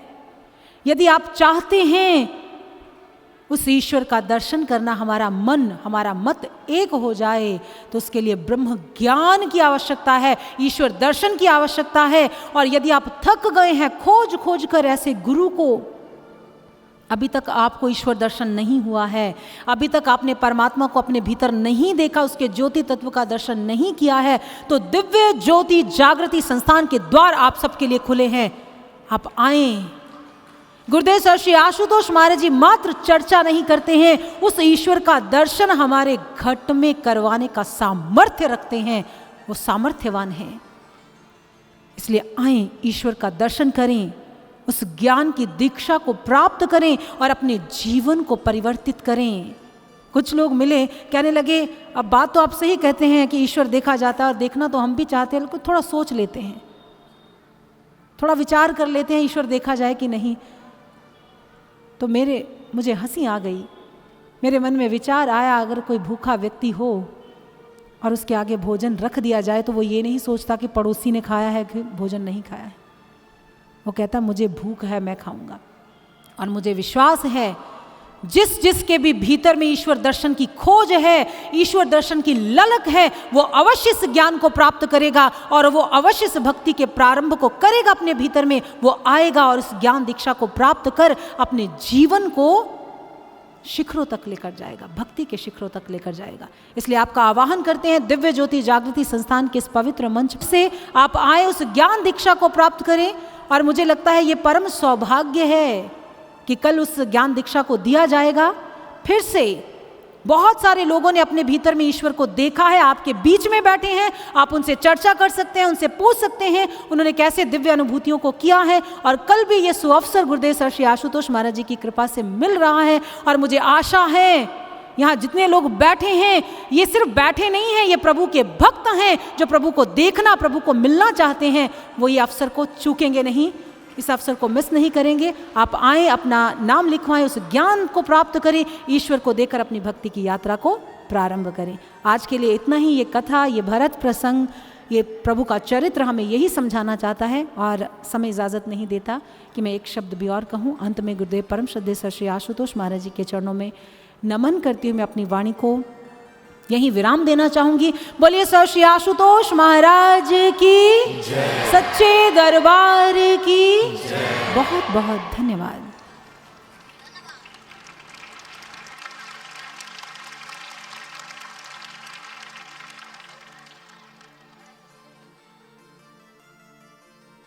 આપણે આરતીનો આરંભ કરીશું તો એને માટે આગ્રહ કરીશું આજના મુખ્ય અતિથિશ્રીઓને। તો આજને આપણી વચ્ચે ઉપસ્થિત છે શ્રી હસમુખભાઈ પટેલજી, સાંસદ અમદાવાદ પૂર્વ તરફથી દિવ્ય જ્યોતિ જાગૃતિ સંસ્થાન આપ શ્રીનું હાર્દિક સ્વાગત કરે છે, અભિવાદન કરે છે। હવે આજના મુખ્ય અતિથિશ્રીઓને નિવેદન કે તેઓ અહીંયા આજની પ્રભુની પાવન પુનિત આરતી કરમાં સંમિલિત થવા માટે આગળ પધારે।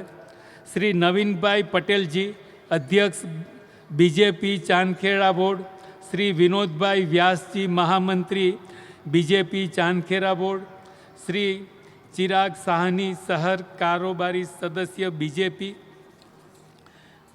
આજના અતિથિશ્રીઓ છે શ્રીમતી રીટાબેન રાજેન્દ્રભાઈ પટેલ, કાઉન્સિલર ચાંદખેડા, શ્રીમતી તેમજ Shri Ashok Kumar Agrawalji, Cubit health care Ahmedabad, Shrimati તેમજ શ્રી મહેન્દ્ર કુમાર ચૌધરીજી, કર્ણાવતી જૂટ કંપની અમદાવાદ, શ્રી ધર્મેશભાઈ જોશીજી, શ્રી અરવિંદભાઈ પંચાલ, વિશ્વ હિન્દુ પરિષદ, શ્રીમતી તેમજ શ્રી અતુલભાઈ મિશ્રાજી, સાંઈનાથ કન્સ્ટ્રક્શન ચાંદખેડા, શ્રી હરિપ્રકાશ શર્માજી, મહામંત્રી ચાંદખેડા બીજેપી, શ્રીમતી તેમજ શ્રી ચંદાબેન પરમારજી, શ્રી રતનસિંહ સિસોદિયાજી, શ્રીમતી તેમજ શ્રી અનુપ ગુલાટીજી, શ્રી નંદ કિશોર અરોડાજી, સમાજસેવી, પંડિત રાજેન્દ્ર પાંડેજી, ઉપાધ્યક્ષ ગુજરાત સરયુ પારીણ બ્રાહ્મણ સમાજ અમદાવાદથી, શ્રી પ્રદીપ દિવેજી, કોષાધ્યક્ષ, પંડિત સતીશ તિવારીજી,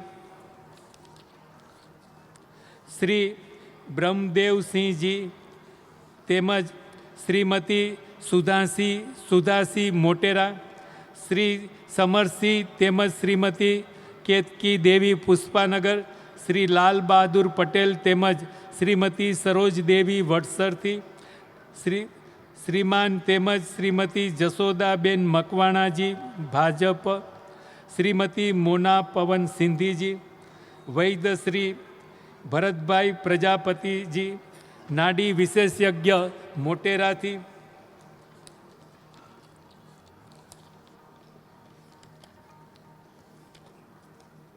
આજના મુખ્ય યજમાનશ્રીઓ Shri Dineshchandra Rameshwarji Agrawal, chairman and managing director Dineshchandra R Agrawal, Infracon private limited Deesa અમદાવાદથી, શ્રી જ્યોતિ પ્રસાદ ચીડીપાલ તેમજ બહેન શ્રીમતી પુષ્પાબેન બિંદલજી, ચીડીપાલ ઇન્ડસ્ટ્રીઝ અમદાવાદથી, Shri Madanlal Rajaram Guptaji, GTM fabrics mills અમદાવાદથી, શ્રી રાજકુમાર અગ્રવાલ તેમજ શ્રીમતી બેલાબેન અગ્રવાલજી ચિરાનિયા, શ્રી શ્યામ એન્ટરપ્રાઇઝ ખાડિયા અમદાવાદથી, શ્રી ઢાલુરામ મંગલાની તેમજ શ્રીમતી કોમલ મંગલાનીજી મણિનગરથી, શ્રી ઇન્દ્રકુમાર ભાગ્યા તેમજ શ્રીમતી પૂનમ ભાગ્યા સરદારનગરથી, શ્રી કૃષ્ણચંદ સિંહા તેમજ શ્રીમતી પ્રતિભા સિંહાજી ગાંધીનગરથી,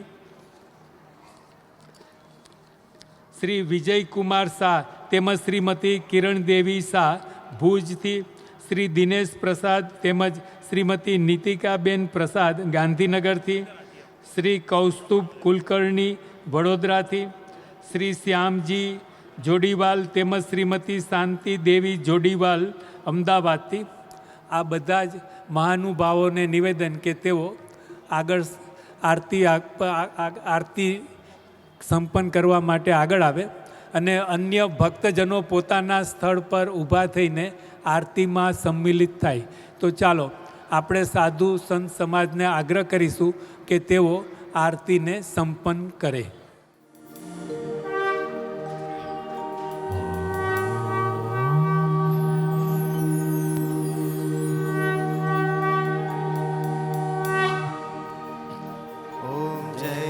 जगदीश हरे स्वामी जय जगदीश हरे, भक्त जनों के संकट दास जनों के संकट क्षण में दूर करे.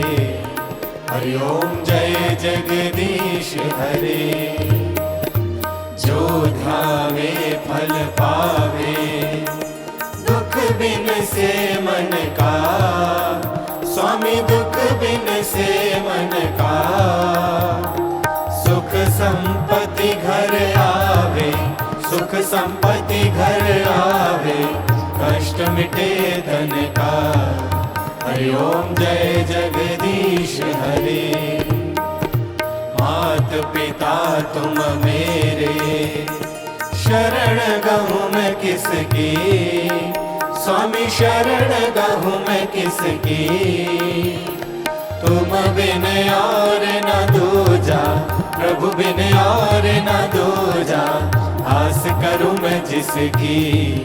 हरि ओम जय जगदीश हरे. तुम पूर्ण परमात्मा, तुम अंतर्यामी, स्वामी तुम अंतर्यामी. पार ब्रह्म परमेश्वर, पार ब्रह्म परमेश्वर, तुम सबके स्वामी. हरि ओम जय जगदीश हरे. तुम करुणा के सागर, तुम पालन करता, स्वामी तुम पालन करता. मैं मूर्ख खल कामी, मैं सेवक तुम स्वामी, कृपा करो भरता. हरि ओम जय जगदीश हरे. तुम हो एक अगोचर, सबके प्राणपति, स्वामी सबके प्राणपति. किस विध मिलो दया मैं, किस विध मिलो दया मैं, तुमको मैं घूमती. हरि ओम जय जगदीश हरे. दीन बंधु दुख हरता, ठाकुर तुम मेरे, स्वामी रक्षक तुम मेरे. अपने हाथ उठाओ, अपनी शरण लगाओ, द्वार पड़ा मैं तेरे. हरि ओम जय जगदीश हरे. विषय विकार मिटाओ, पाप हरो देवा, स्वामी कष्ट हरो देवा. श्रद्धा भक्ति बढ़ाओ, श्रद्धा प्रेम बढ़ाओ, संतन की सेवा. हरि ओम जय जगदीश हरे. तन मन धन सब तेरा, स्वामी सब कुछ है तेरा, स्वामी सब कुछ है तेरा. तेरा तुझको अर्पण, प्रभु का प्रभु को अर्पण, क्या लागे मेरा. हरि ओम जय जगदीश हरे. श्याम सुंदर जी की आरती जो कोई नर गावे, हाँ जी प्रेम सहित गावे. कहत शिवानंद स्वामी, कहत हरि हर स्वामी, वांछित फल पावे.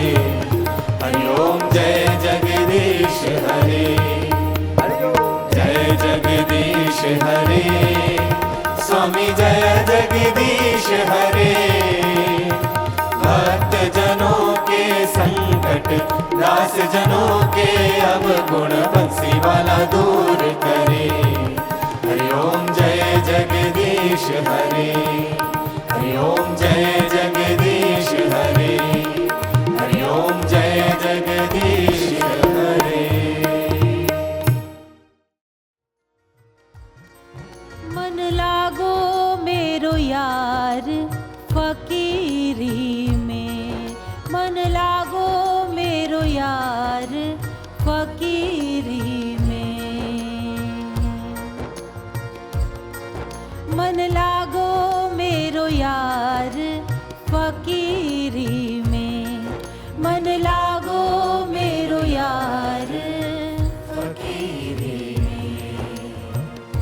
जो सुख पावो नाम भजन में, जो सुख पावो नाम भजन में, सो सुख नाही अमीरी में।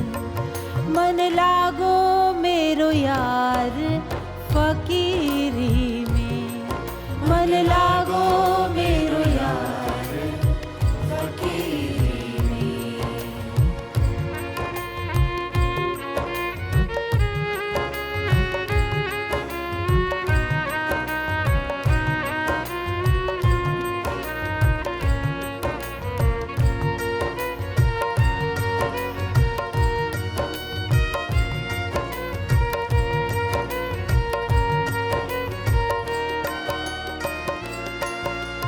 भला बुरा सबकी सुन लीजो, कर गुजरान गरीबी में, गुजरान गरीबी में, कर गुजरान गरीबी में। भला बुरा सबको सुन लीजे, कर गुजरान गरीबी में, कर गुजरान गरीबी में, कर गुजरान गरीबी में।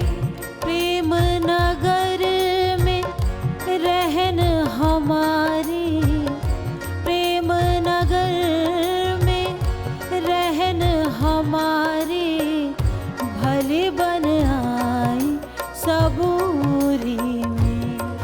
मन लागो मेरो यार फकीरी में, मन लागो मेरो यार फकीरी में।